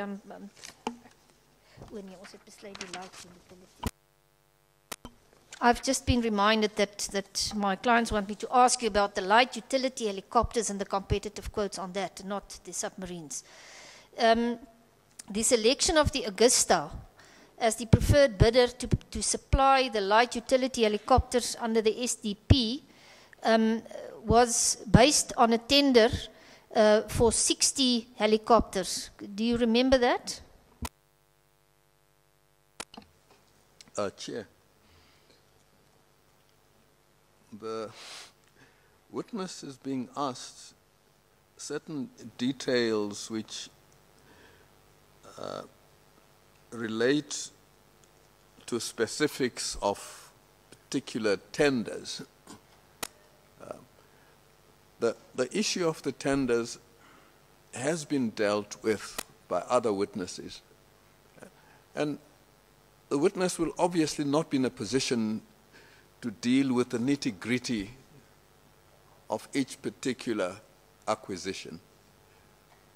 The IMC did not deal with the nitty-gritty. IMC recommended certain matters to Cabinet. Cabinet took an in-principle decision that the acquisitions must be must go ahead. I don't think it is fair to ask this particular witness these nitty-gritties. Mr. Chairperson, I was going to interfere. I'm not going to ask about nitty-gritty, and perhaps I put the wrong wording to the question. I shouldn't have asked whether Mr. Mbeki can remember it. I'm just giving him facts that has already been testified on, so perhaps I'll just rephrase that. Mr. Mbeki, I'm not asking you to remember about whether there was 60 or 30 or how many helicopters. The fact of the matter is the tender process that was put into place was for 60 helicopters. And after that process, there was a re-evaluation of the bids, and the decision was taken that only 30 helicopters will be need to be acquired. Now, the question is this, and I'm going to put it to you: there wasn't a re-evaluation or a re-request for tenders after that decision was made, and my clients will argue that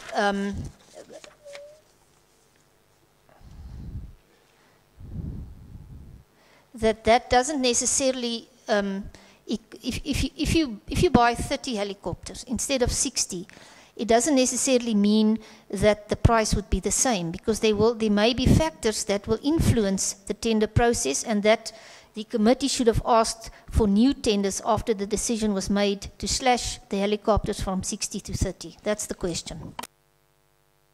I'm sorry. If my recollection is correct, the initial tender was 60 or 40.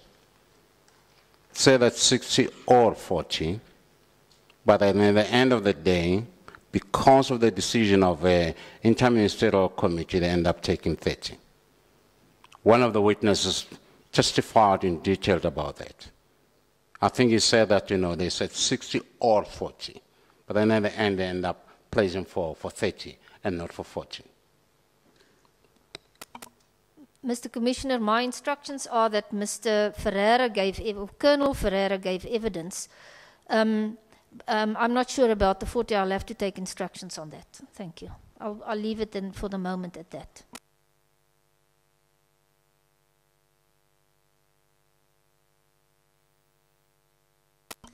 Mr. Commissioner, I see it's a few minutes before 1 o'clock. I'm going to ask, there is a possibility that I may finalize my questioning in about another half an hour or so. That I'm not sure if we need to take the whole adjournment or...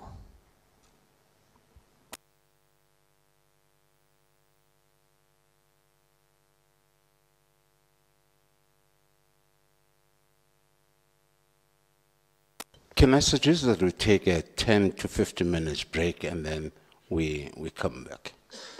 And then what I intend doing is that once you finish cross-examining Mr. Mbeki, we want to deal with your application to recall Mr. Ewing and try and see if we can finalize the arrangements today. Thank you, Chair. Advocate Moran, will that be in order? Yes, Chair. Thank you. Then maybe let's adjourn for about 15 minutes or so. Thank you.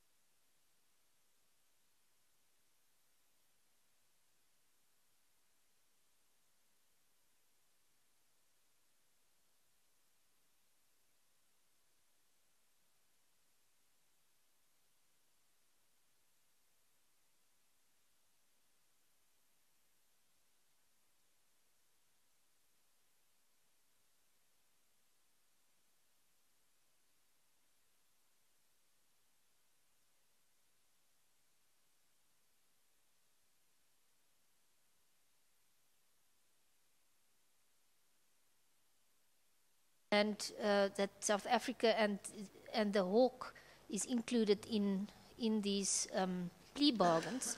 And Mr. Chair, you specifically mentioned yesterday that you couldn't get hold of these documents, so we have made copies. It comes from the US website, I think, at least some, all of them, but at least then we have it available for the Commission.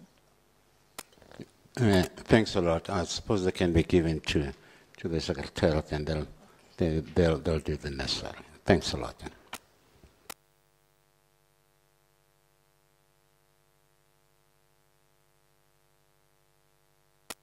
Mr. Mbeki, from your evidence, it is clear that you're not familiar with the United States investigation and or their findings. Is that correct?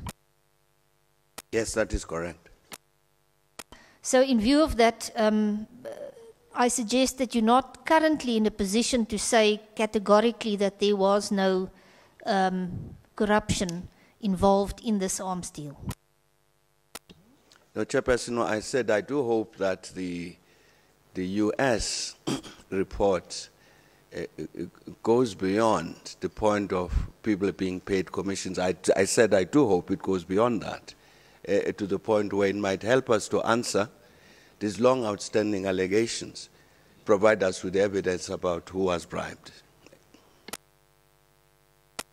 Thank you, Mr. Mbeki. Now, in your statement and in your evidence, you argued that spending on the arms deal did not prevent necessary expenditure on other socio-economic priorities because the government of the time was balancing the various needs as against the budget. Is that correct? Yes, that's correct. Now, in September 2001, there was an issue about the question of antiretrovirals and the supply of antiretrovirals in general to the public. My instructions are that part of the government policy at the time was not to supply antiretrovirals because of the fact that it was going to be too expensive. Do you agree with that statement? No, I don't. Well, all I can do is read you a media article dated the 13th of September 2001. You'll find it on page 53 of your bundle. It quotes the late Health Minister, Mantu Chabalala Masimang, where she says the following: "The budget I have for medicines is 2 billion. If I were to buy antiretrovirals, I would have to forget about everything else." Isn't that an indication that the government felt that the program was too expensive? No, the way the advocate is putting it is incorrect, I'm saying, Chairperson. Clearly, the matter about for affordability of antiretroviral drugs then was not a matter only in dispute here in South Africa, in discussion only. It was a global discussion about the price of these drugs. It was a global discussion. And for instance, you would find, Chairperson, that one of the people who intervened most vigorously on this matter because of this high cost of the drugs was the Clinton Foundation, led by the former president of the United States, Bill Clinton. This matter was addressed very vigorously.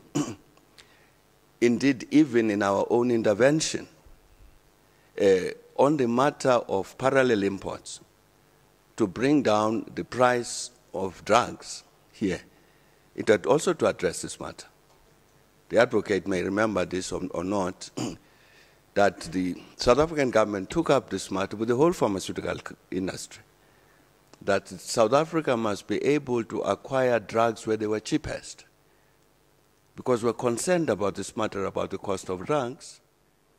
And there's long debate, a long discussion. Matter went to the courts and so on, and they threatened with sanctions under the TRIPS, WTO TRIPS agreement, and so on. In the end, the matter was agreed with the pharmaceutical companies that indeed we could do the parallel imports and deal with this matter about generic drugs. it took us 3 years to come to this conclusion.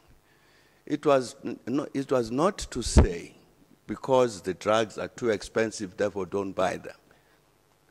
It was to say, in considering whatever you do with regard to these drugs, you've got to take into account how much they would cost. And if a budget of this kind, at these prices, at these particular prices at the time, if you then bought the quantities of ARVs that might have been recommended or required, this would be the impact on the budget. That's what the discussion was about. But to put it as saying, there was prices too high, therefore not. There was a consequence to that. And the consequence of it were the interventions the government made precisely to help to achieve this matter of bringing down the price. And I'm saying it was not just a South African debate, Chairperson. It was a global debate. You can look at documents of the World Health Organization discussing exactly the same thing, exactly the same problem. So that's the circumstances around that statement would have been made by our then health minister. Mr. Mbeki, but the fact of the matter is the decision not to roll out the ARV treatment at the time, 1998, 1999, was because of the effect it would have on the budget. That's exactly what you just said. Chairperson, I don't know if the Commission wants, as part of its mandate, to discuss as much about HIV and AIDS. Because these partial presentations are not going to I'm help sorry, us. I'm not quite sure if that is part of our mandate. But then maybe what Advocate Dufour is trying to determine is whether the attitude of government as far as the AIDS is concerned, did it have any impact on the SDPPs or not?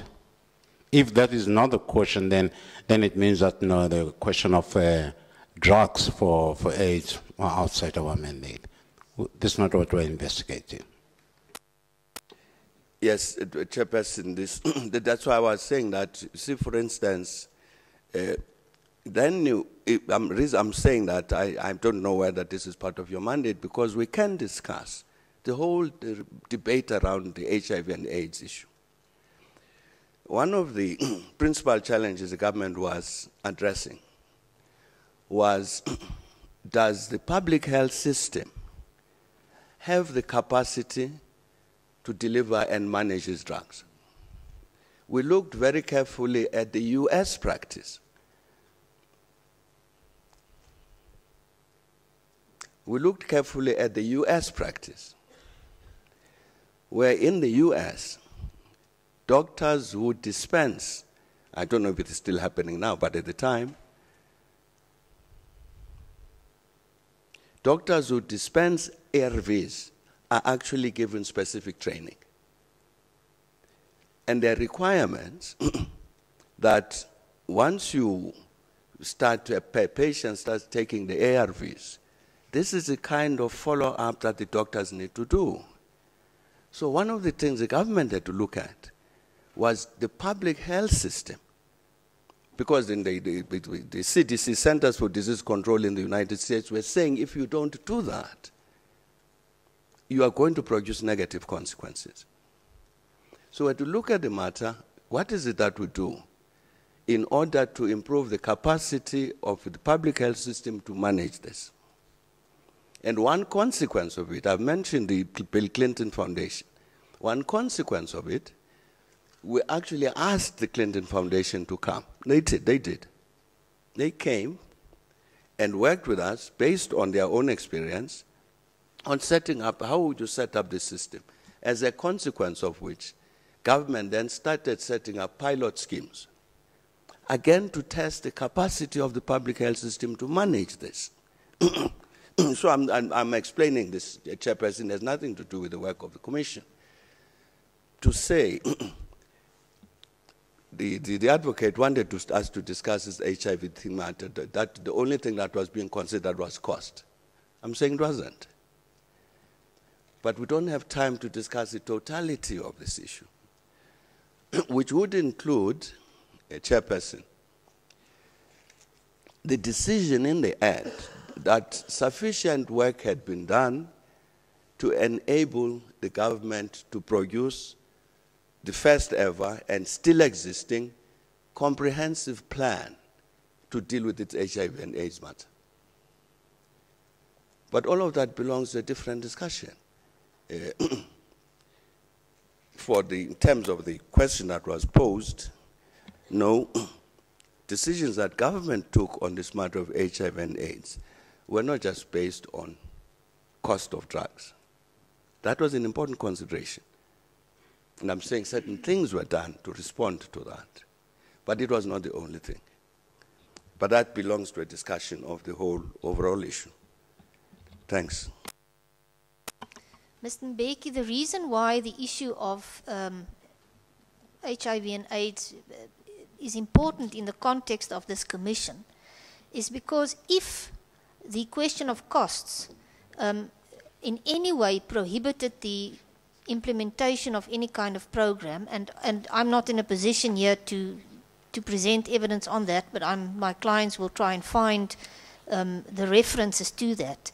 That the point is this: if the cost issue, the fact that the government felt we didn't have enough money to pay for the medication, whether they were too expensive or not, is not really relevant because we were dealing with a crisis in 1997. If the costs were the prohibitive factor, then clearly the decision to spend 29.9 billion rand on the arms deal could not have been rational at the time. And that is the point I'm making to you. And that is why I'm saying, Chairperson, the commission, I'm quite sure, Chairperson, you as commissioners may very well find it possible to discuss this. In order to understand government policy on the matter of HIV and AIDS, you'd have to discuss government policy towards this. Not selected elements of it, but budget policy. That's when you would then understand all elements of this, including the costs, the cost factors. Thanks.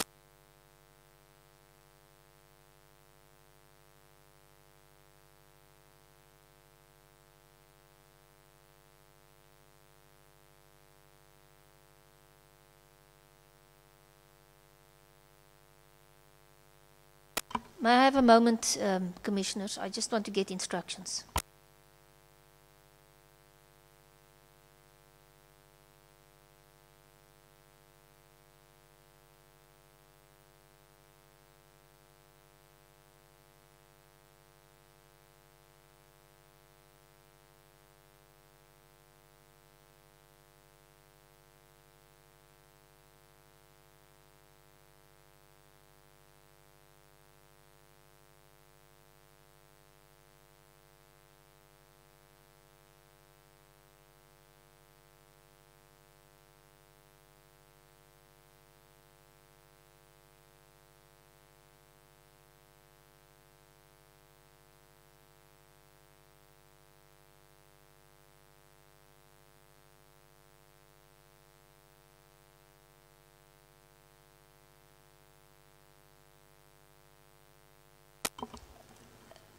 May I proceed, Mr. Chair?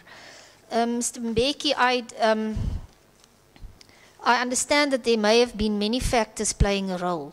The point I've been putting to you is that at the time there was a crisis in South Africa, and I'm sure the figures is not going to be in contention. There's notes that 7.4 million additional deaths due to AIDS between 1995 and 2015 would be experienced. That was in a United Nations report if we don't roll out the treatment. Now, those figures may or may not be completely correct, but we do know, and we've got figures where I think we added them to our bundle from Stats South Africa that shows that especially women suffered extremely from 97 up until 2002 when the program started, I think. The point I'm making to you, isn't it correct to say that if it's found that costs were a prohibitive issue, that in buying these arms with the idea of protecting the people of South Africa was the wrong plan, that maybe in protecting the people of South Africa we should have gone the other way? That's my question to you. Chairperson, I really don't want to come back to this discussion. You see, for instance, the advocate now refers to, she sometimes does not listen. She has her own conversation there. It refers to figures and so on. And that's exactly what I meant, Chairperson. Even look at Stats SA figures. The Statistics South Africa produces an annual report about mortality, the causes of mortality in the country, which will say, this is number 1, number 2, number 3, number 10, these are the causes of death in the country in their order. That would have to be part of this discussion in order to understand this question properly. I'm saying again, it would be improper and incorrect when you are discussing this matter of HIV and AIDS to discuss only this matter of cost. And base that and say, therefore, on this basis, this is what explains government policy. Thanks. I have no further questions. Thank you. Any re-examination?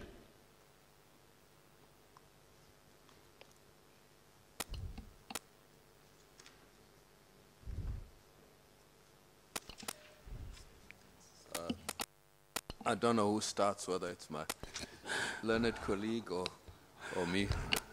I'm not even quite certain whether, this has happened on several occasions where evidence leaders will re-examine and, legal representative representing the witness will re-examine. But when I look at the regulations, I can't see provision for that. But I've always seen both parties wanting to re-examine. That is why I don't know who to give preference to. Advocate Sibeko, do you have any right to re-examine? Can you lead in from there, cross-examine or re-examine your own client in terms of regulations? Or is it Advocate Moerane who's got the right to re-examine? Chair, as I understand the regulations, we have no right to re-examine. What my colleague, Ms. Silo, and I have sought to do in respect of the witnesses whose evidence we have led was merely to clarify issues that arise in cross-examination and not to re-examine. So at this point, I believe that based on my understanding of the regulations, Advocate Moerane has the right to re-examine the former president if he chooses to. Thank you. Advocate Moerane. Thank you, Chair.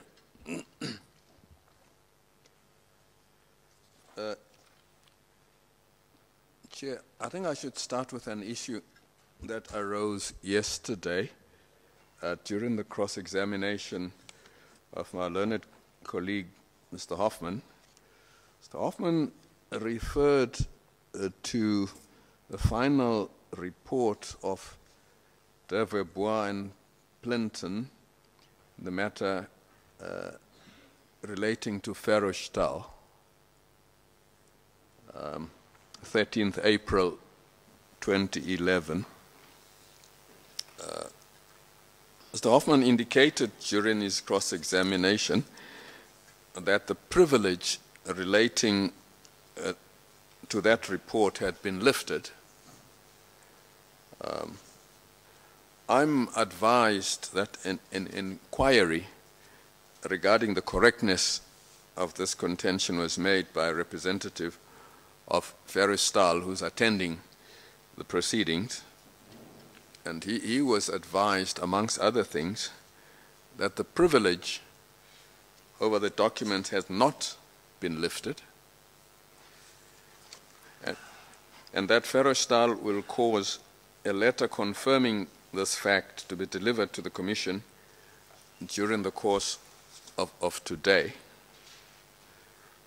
In the circumstances, Chairperson and Commissioner, that document and its contents we submit cannot be referred to or relied upon.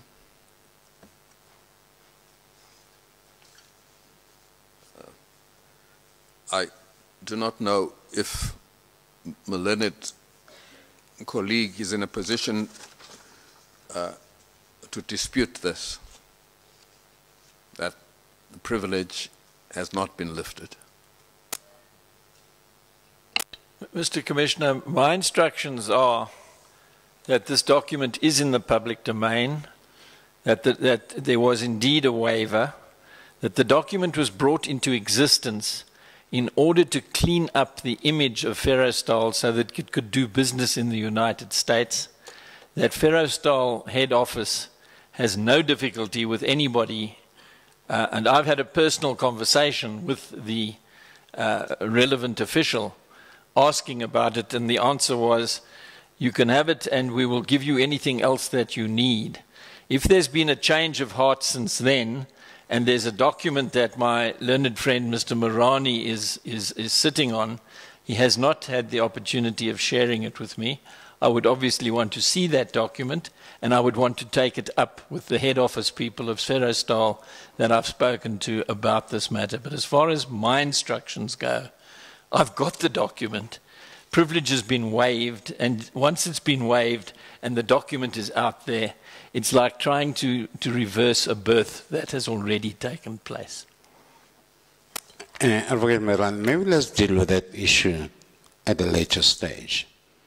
If you say that the letter is going to be addressed to the Commission, we'll have a look at that letter and do the necessary at that stage. For the moment, can we concentrate on the re-examination of Mr. Mbeki? Thank you, Chair. I just wanted to get that out of the way. Yes. Before we get it out of the way completely, may I prevail upon you, Mr. Commissioner, to get a copy of this letter to which my learned friend refers for my client's insight as well. We haven't seen it. It's just... Thank you. We'll do that because, as I understand it, the letter is not yet in our possession, but then once we have we've received that letter, we'll do what needs to be done. Thank you. Advocate Moran. Thank you, Chair. Commissioner, I'm asking whether we can have insight into the letter. Mr. Hoffman, I said we'll do what needs to be done. You are saying that, as far as you're concerned, privilege has been waived. And there's the issue that we'll deal with once we receive the letter. I'm not quite sure. What more can we do? My concern is that we should see the letter too. That is Thank you. You will get a copy of that. Thank you. Thank you, Mr. Commissioner. Advocate Meran.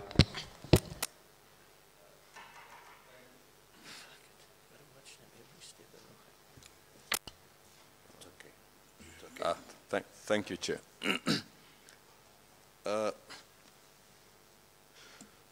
Mr. President, according to media reports which came out yesterday, certain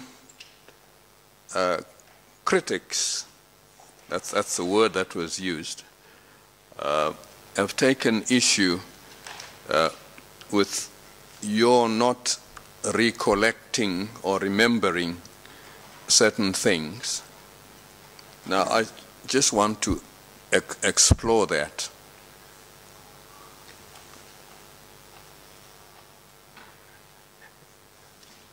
Just as an anecdote, yesterday when I arrived at the Commission, I greeted my learned colleague, Mr. Hoffman, who immediately indicated that he doesn't know me, he doesn't recognize me. Yet, we had been involved in the matter that gave rise to this commission with my learned colleague, for 3 years up to May 2012.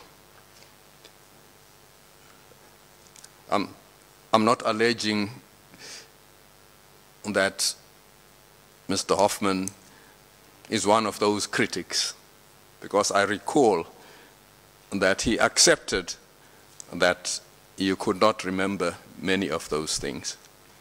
Now, the events... I don't know what it has to do with re-examination of the witness. It is correct that I could not recognize Mr. Morani, and that was my error. I attributed to the amount of pills swilling around inside me, and I apologized to him immediately. I thought that I'd made peace with him about it, and if he wants to make fun of that now, then I'm going to ask you to ask him to do what you asked him to do a moment ago, which is to get on with the re-examination and stop making ad hominem comments, because it's not necessary.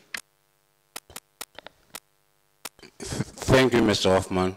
Advocate Moran, can we get on with the re-examination?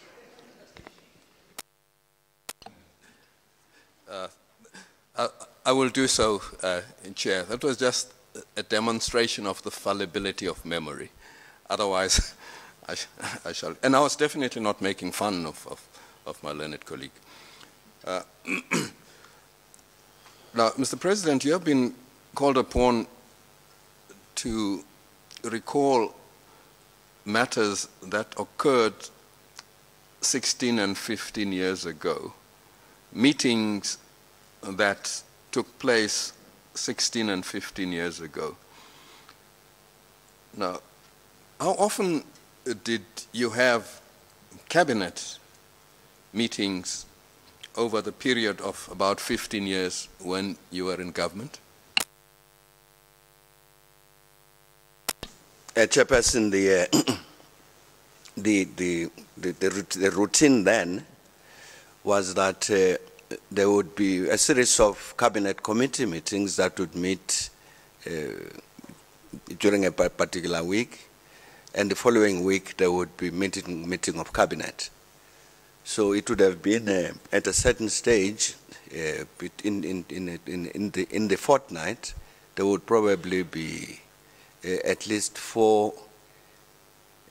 one cabinet meeting and then perhaps 3 cabinet committee meetings that I would have to chair. And this was over a period from 1994 up to September 2008? That is correct.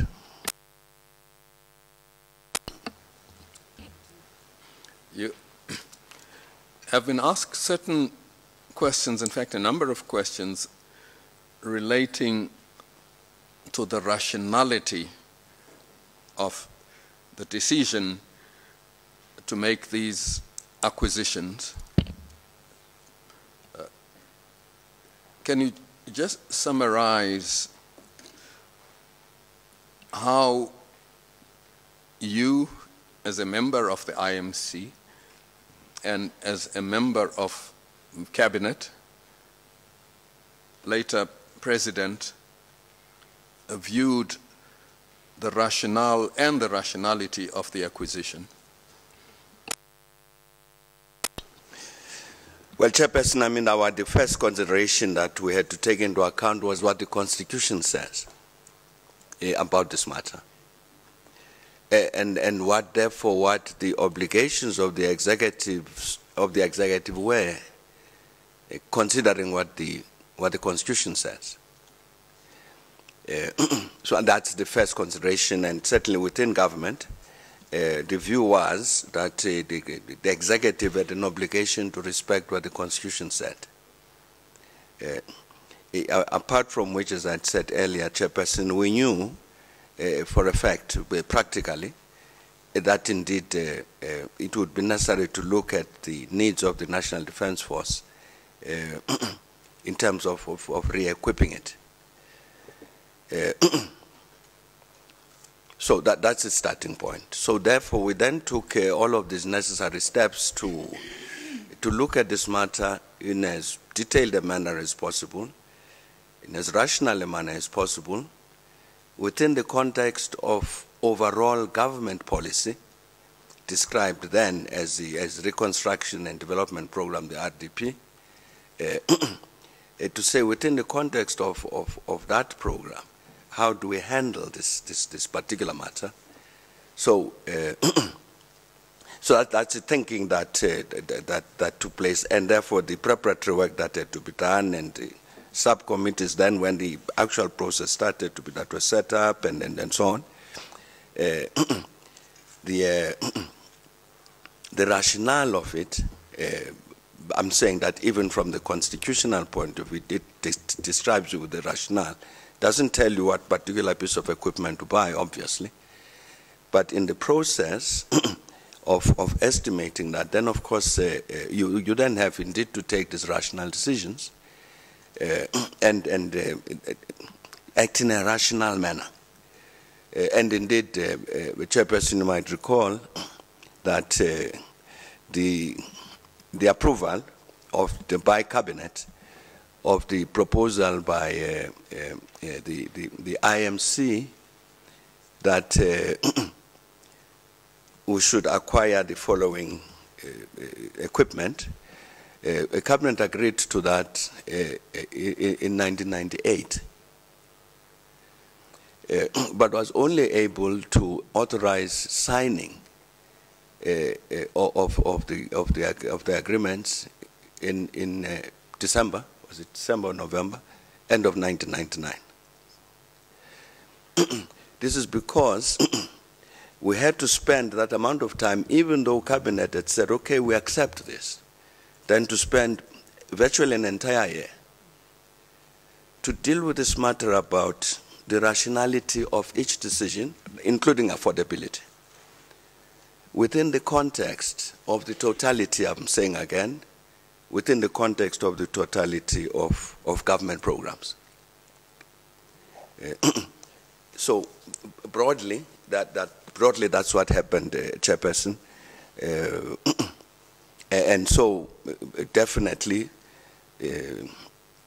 from the point of view of the government, it explained the rationale for this, and indeed when we prepared both the white paper and the defense review document, we stated the rationale about this thing. And then, as I say, in the process of actually handling the acquisition, the procurement, I'm quite convinced we treated this matter in as rational a manner as was possible. For instance, again, just as the last example, Chairperson, there was mention when we're talking about the affordability report about all sorts of scenarios. That was part of arriving at a rational decision.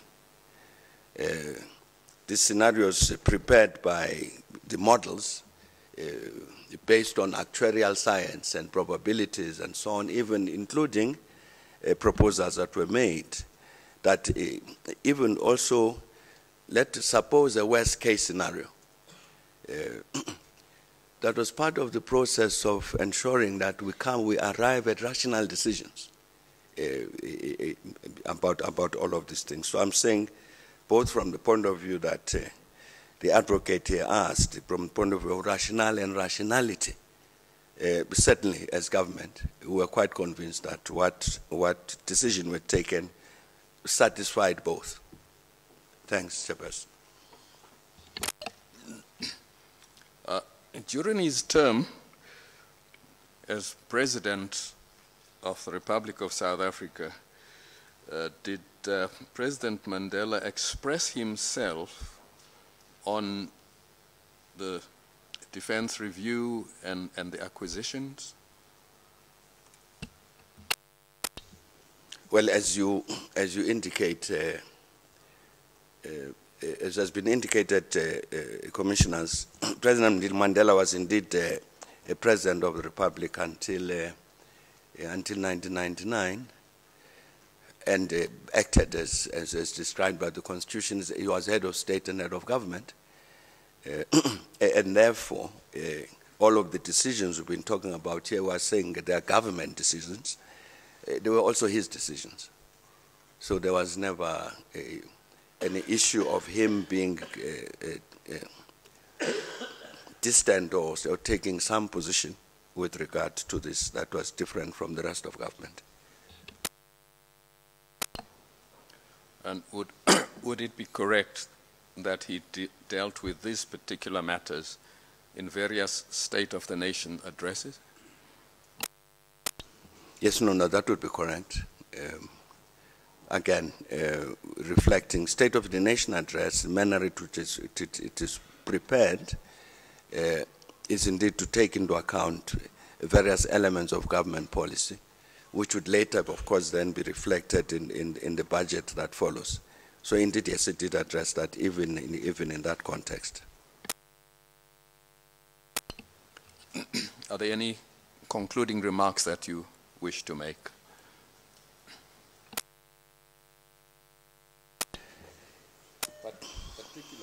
Particularly with regard to the allegations of corruption that have been in the media over the past so many years. Yes, Chairperson, no, thanks for that. No, we, and as members of cabinet, we have been very concerned about this. That indeed, we had no problem whatsoever with citizens raising their concerns about something that they might have seen going wrong. That indeed it was the duty of the citizens to raise those matters. But equally, it was then, you have somebody who makes this allegation, Chairperson, that all manner of corruption has taken place. And indeed, everybody, certainly during the time I was in government, we wanted to act on this and kept hoping that the people who make the allegations will indeed produce this evidence which makes it possible for us to act against this.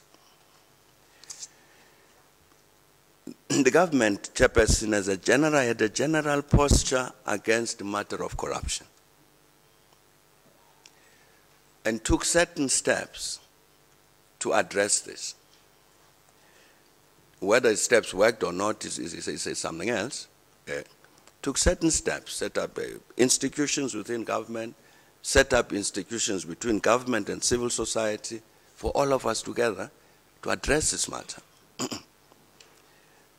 So now, as the advocate has indicated, for all of these years, we've been saying, let this evidence be produced so that action can be taken with regard to this.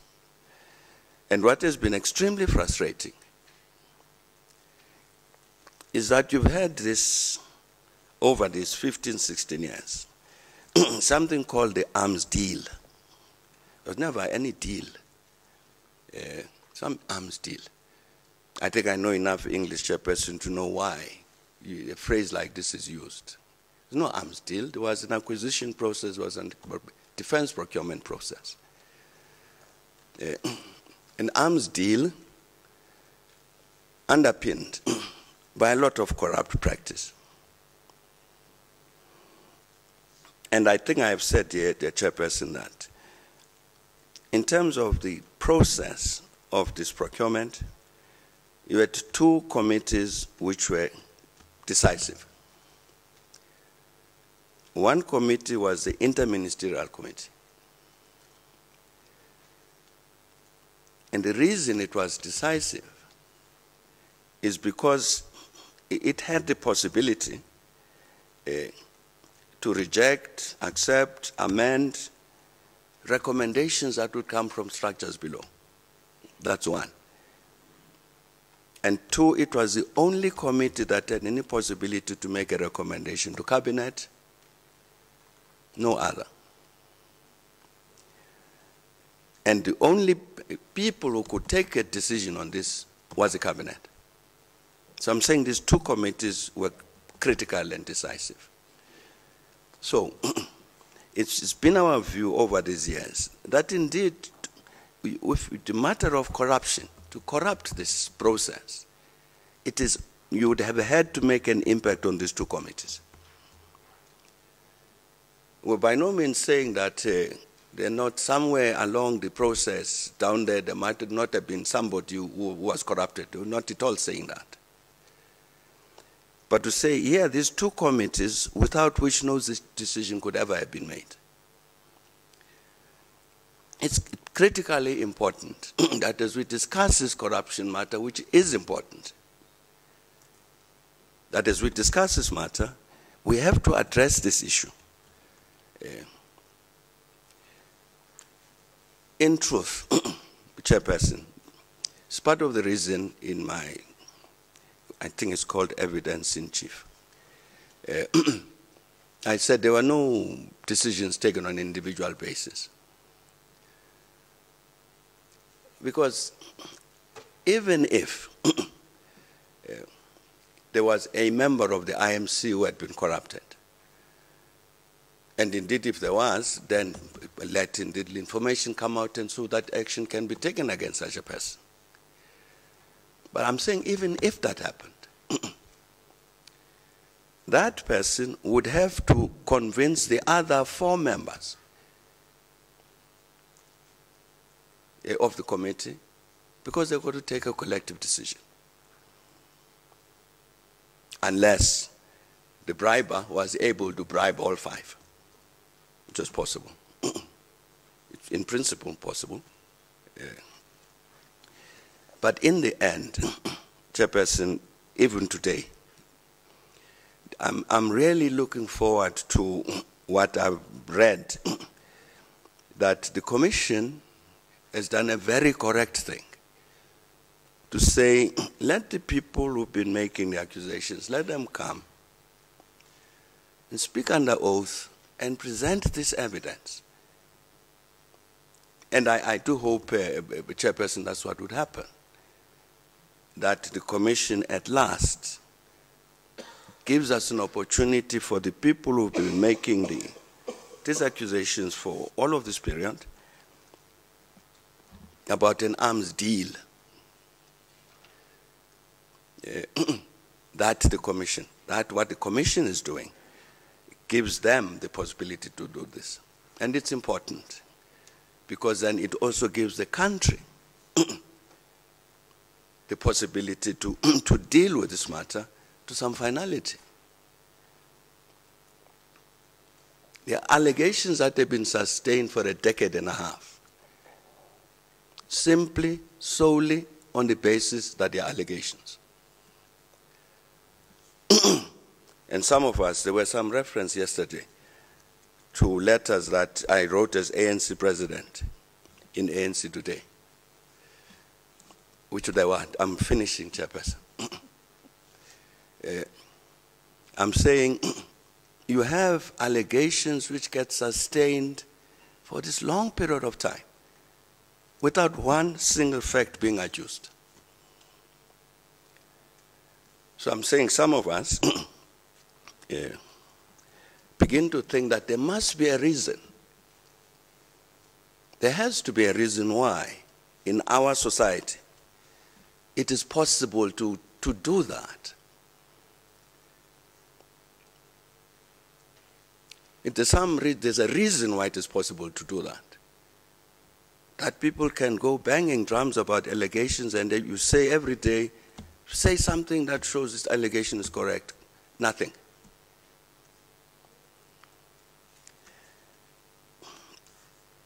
We can discuss another day why I think. I know why. I know exactly why these allegations have been able to have as long a life as they have. Thanks, Chairperson. Thank you. Thank you. Chair. No, he's not allowed to examine. Chairperson, Yes, Advocate Maran.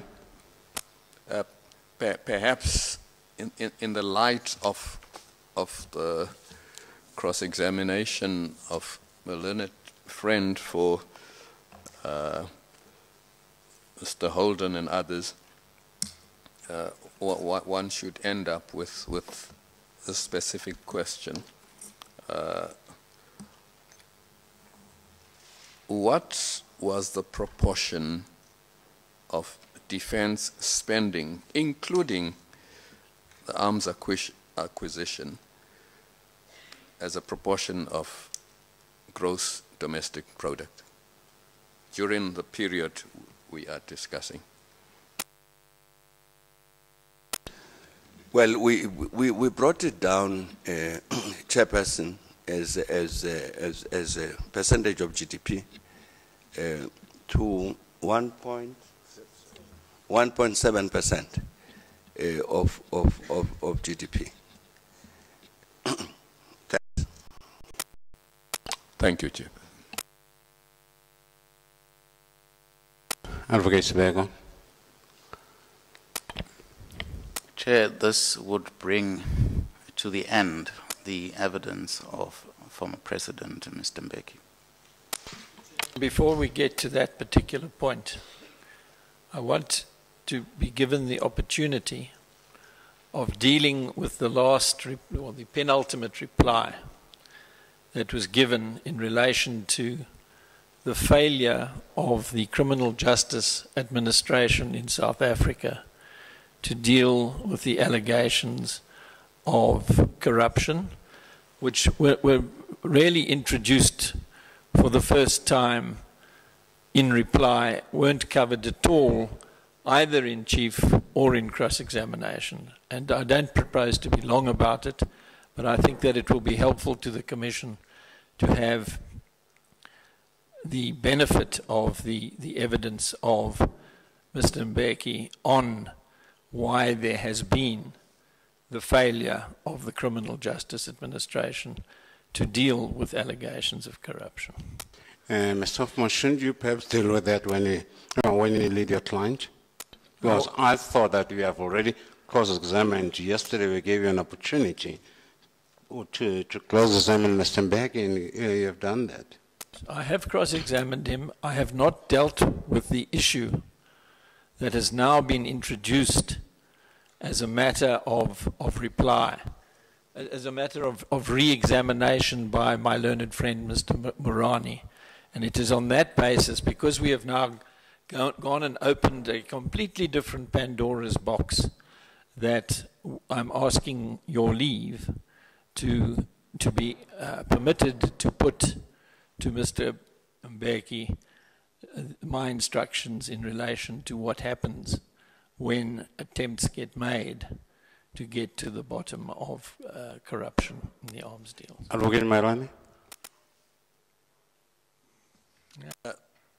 Chairperson, I object to this. My learned colleague spent almost the whole day cross-examining President Mbeki and part of the evening. The Commission gave him ample leeway to ask anything, and he actually did deal with issues relating to corruption. I don't know how many times he alleged that there was corruption, etc., cover-ups, etc. So he has had opportunity. This is not something new which is arising. So I object to him being given a second bite at cross-examination. If I may be permitted to reply, Mr. Chair. Just hold on, Mr. Hoffman. I'm asking. Yeah. Mr. Hoffman, just hold on.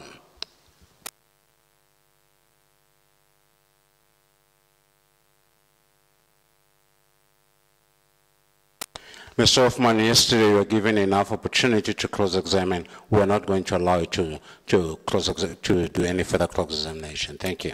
Are you also not going to allow me to reply to what has just been put to you in argument? Thank you, Mr. Hoffman. We are done with you. Whatever points that you want to raise, you can raise them when you lead your client, Mr. Crawford Brown. Thank you. I think we've come to the end of this proceeding, but then before we finish, there's one issue. That was an application by Lawyers for Human Rights to recall Mr. Alec Owen. We received this application, I think, on Tuesday or Wednesday, and I think I did make a request that a copy of the application must be made available to the legal representatives of Mr. Owen, and I was made to understand that was done. I have looked at the application, and Advocate Moerane, our view is that we should grant this application, unless if it have got very strong reasons why you think that we shouldn't. But then our prima facie view now is that this application should be granted.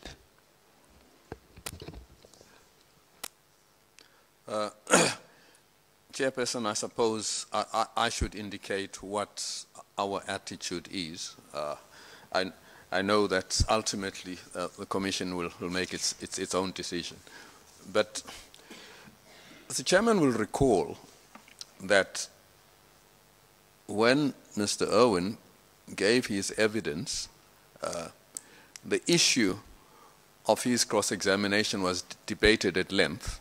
My learned colleague, Ms. DeForce, was asked several times, in fact, given an opportunity to cross-examine Mr. Owen, and on each occasion she declined on the basis that a client had not had access to the contracts, and on the basis that the affordability report had not been declassified. Now, dealing firstly with the question of the affordability report, I think it's common knowledge that my learned colleagues' clients had this affordability report in their possession long before Mr. Owen testified. And furthermore, that particular report was declassified. In other words, there was no barrier to using that report. But notwithstanding that, the invitation to testify was declined. So as far as the affordability report is concerned, there is absolutely no basis for a learned colleague and a client to cross-examine Mr. Owen further. With regard to the contracts, because now that seems to be the issue, Mr. Owen did not testify on the subject matter or the contents of the contracts. But now that is used in our submission as an excuse to have him recalled. And with respect, we submit that the reasons that have been advanced in this application have no merit. 5 issues are mentioned in the letter, 13.1. They seek Mr. Owen's recall in order to cross-examine him on the following issues. 1, the objectives of the SDPs from a ministerial and cabinet view. This issue has been exhausted. There is no purpose and no reason to recall Mr. Owen to discuss the objectives of the strategic defense procurement packages from a ministerial and cabinet view. This issue has been exhausted. 2, the rationale of the SDPP decisions at ministerial and cabinet level in the light of the content of the affordability report. I've already indicated, Chairperson, that that report was available even before the day Mr. Owen gave evidence. So that is not a reason or basis to recall him. 3, the use of ministerial or cabinet discretion to change the initial terms of the SDPP contracts, and in particular, the use of multipliers in NIP projects. That evidence was tendered, and there's no reason, absolutely no reason, why that particular evidence was not canvassed with Mr. Irwin and other witnesses, because Mr. Irwin was not the only and was not the first witness to testify about that. Earlier witnesses had done so, and they were not cross-examined about that. So, number 3, this is no basis for recalling. 4, the contents of meetings which Mr. Irwin attended as a member of Cabinet and the interministerial subcommittee during which the SDPP was discussed. Chairperson, this is so wide that I do not know what is actually envisaged by this particular reason. Mr. Irwin gave evidence regarding any important meetings that he attended where the SDPPs were discussed. And 5 is really no point, because it says other issues which may arise from his testimony. So for those reasons, Chairperson, Commissioner, we submit that no case has been made out for the recall of Mr. Irwin. Thank you.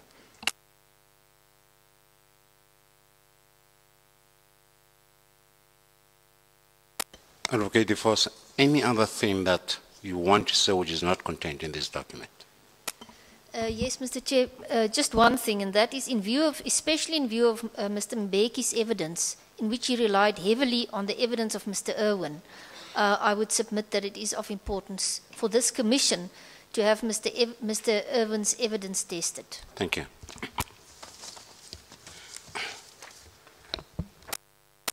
We have looked at this application, and we are of the view that the application should be granted. We think that Mr. Irwin should be recalled. What we also think that is very important, and I don't think that this issue was properly ventilated, is the issue raised in 13.3 of the application from Lawyers for Human Rights. That issue, I don't think it has been properly ventilated, and we'll be keen to hear Mr. Irwin also on this point. So the application is granted. Mr. Irwin will have to come back for cross-examination. Now the next issue becomes, when do we do that? We have certain tentative views, and we thought that, since Mr. Irwin is here, 1, he doesn't have a subpoena. We haven't subpoenaed him to come here.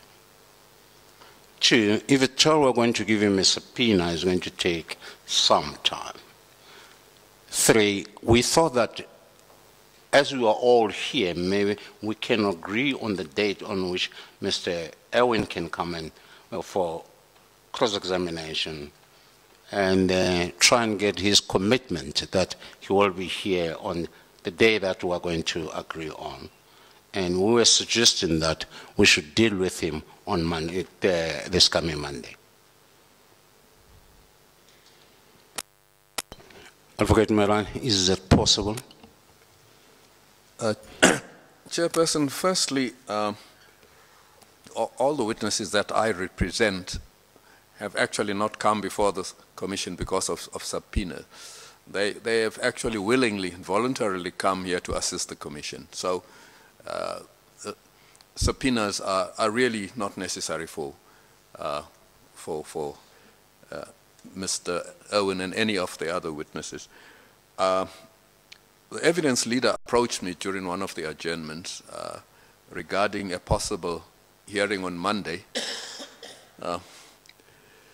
Chairperson, it is inconvenient again, just like today was inconvenient, but desirous as I and my team are of bringing this matter to a conclusion, we shall make ourselves available on Monday. Thanks a lot, Advocate Moran. Advocate DeForce?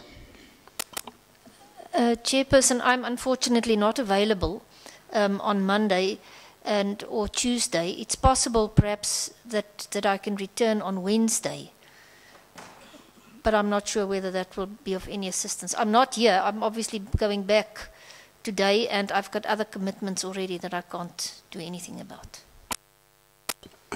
Yeah, if a two-level body will be available on Monday, I'm sure it's going to be half a day. Is it not possible for you to try and meet us halfway? Because otherwise it's going to disturb our program. I accept that, but unfortunately I'm not in a position to be here on Monday or Tuesday. Is it possible that your clients can brief somebody else to do that? Well, I would obviously not like to speak on their behalf, but I would submit that would be slightly unfair, Mr. Chair, because I've been involved now with the cross-examination of some of the witnesses in this case for a month or 2, 3, and it has taken me quite a while to come to grips with the facts of this case or this matter. And I don't think it will be possible to brief someone to be ready on Monday. I think, in fact, it will be completely impossible.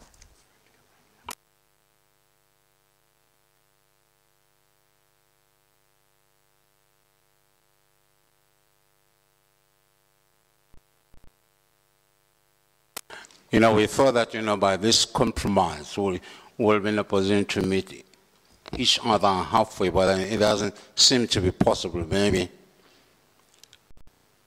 Oh, I see somebody next to you wants to give you some instructions again. Yeah, the question that's asked is whether it's possible perhaps to schedule Mr. Owen to come to be cross-examined after the phase 2.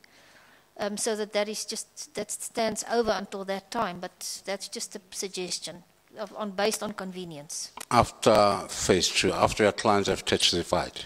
Okay.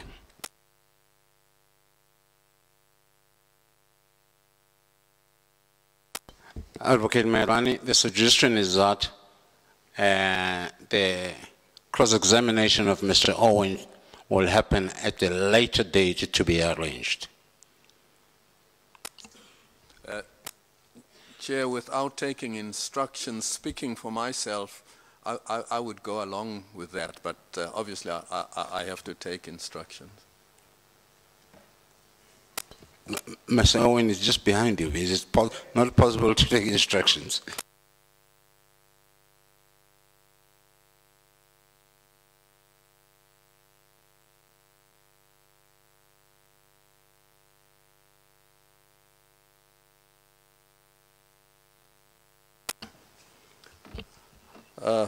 Mr. Alec Owen is prepared to come on any day. He is prepared to assist her. Thanks a lot. We are indebted to him.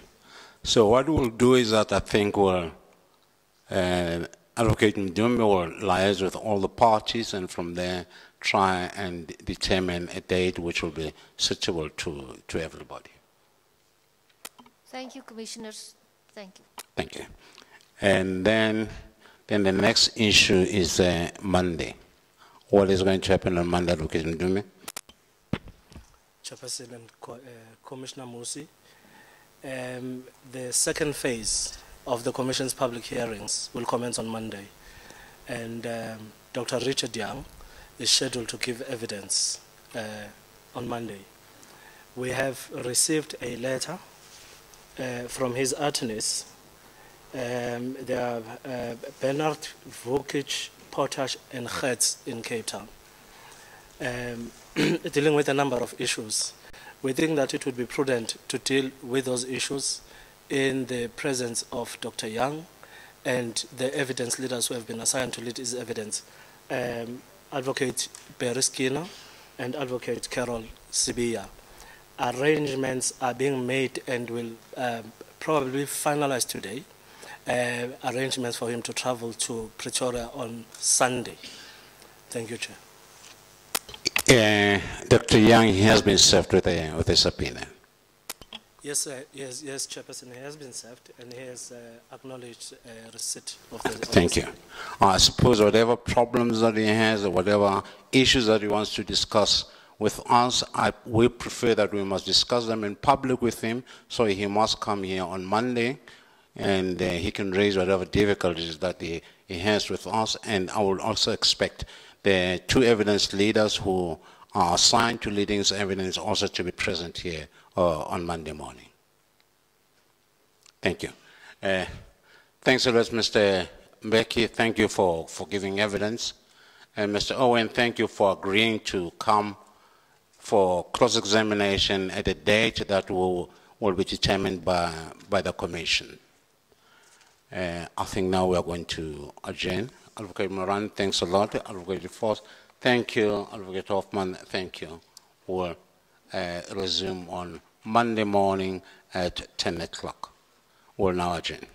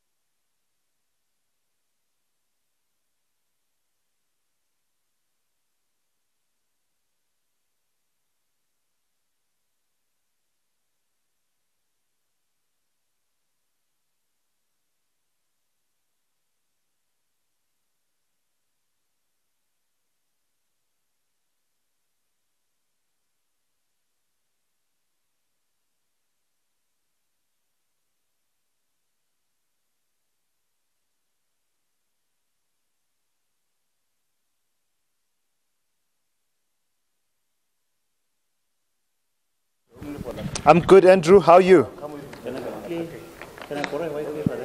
Oh, yes, yes. Very good for a change. Can I just borrow a white paper then? Just a white paper, any white paper. No. Okay, great. You haven't got money. You haven't got money. Here we go.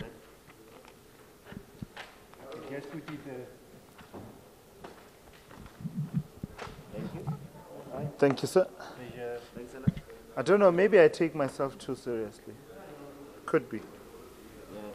But I'm annoyed by some of the things that people feel they have the right to say. We all could talk, you know. We all have things to say. No, I'm talking about these people, about him.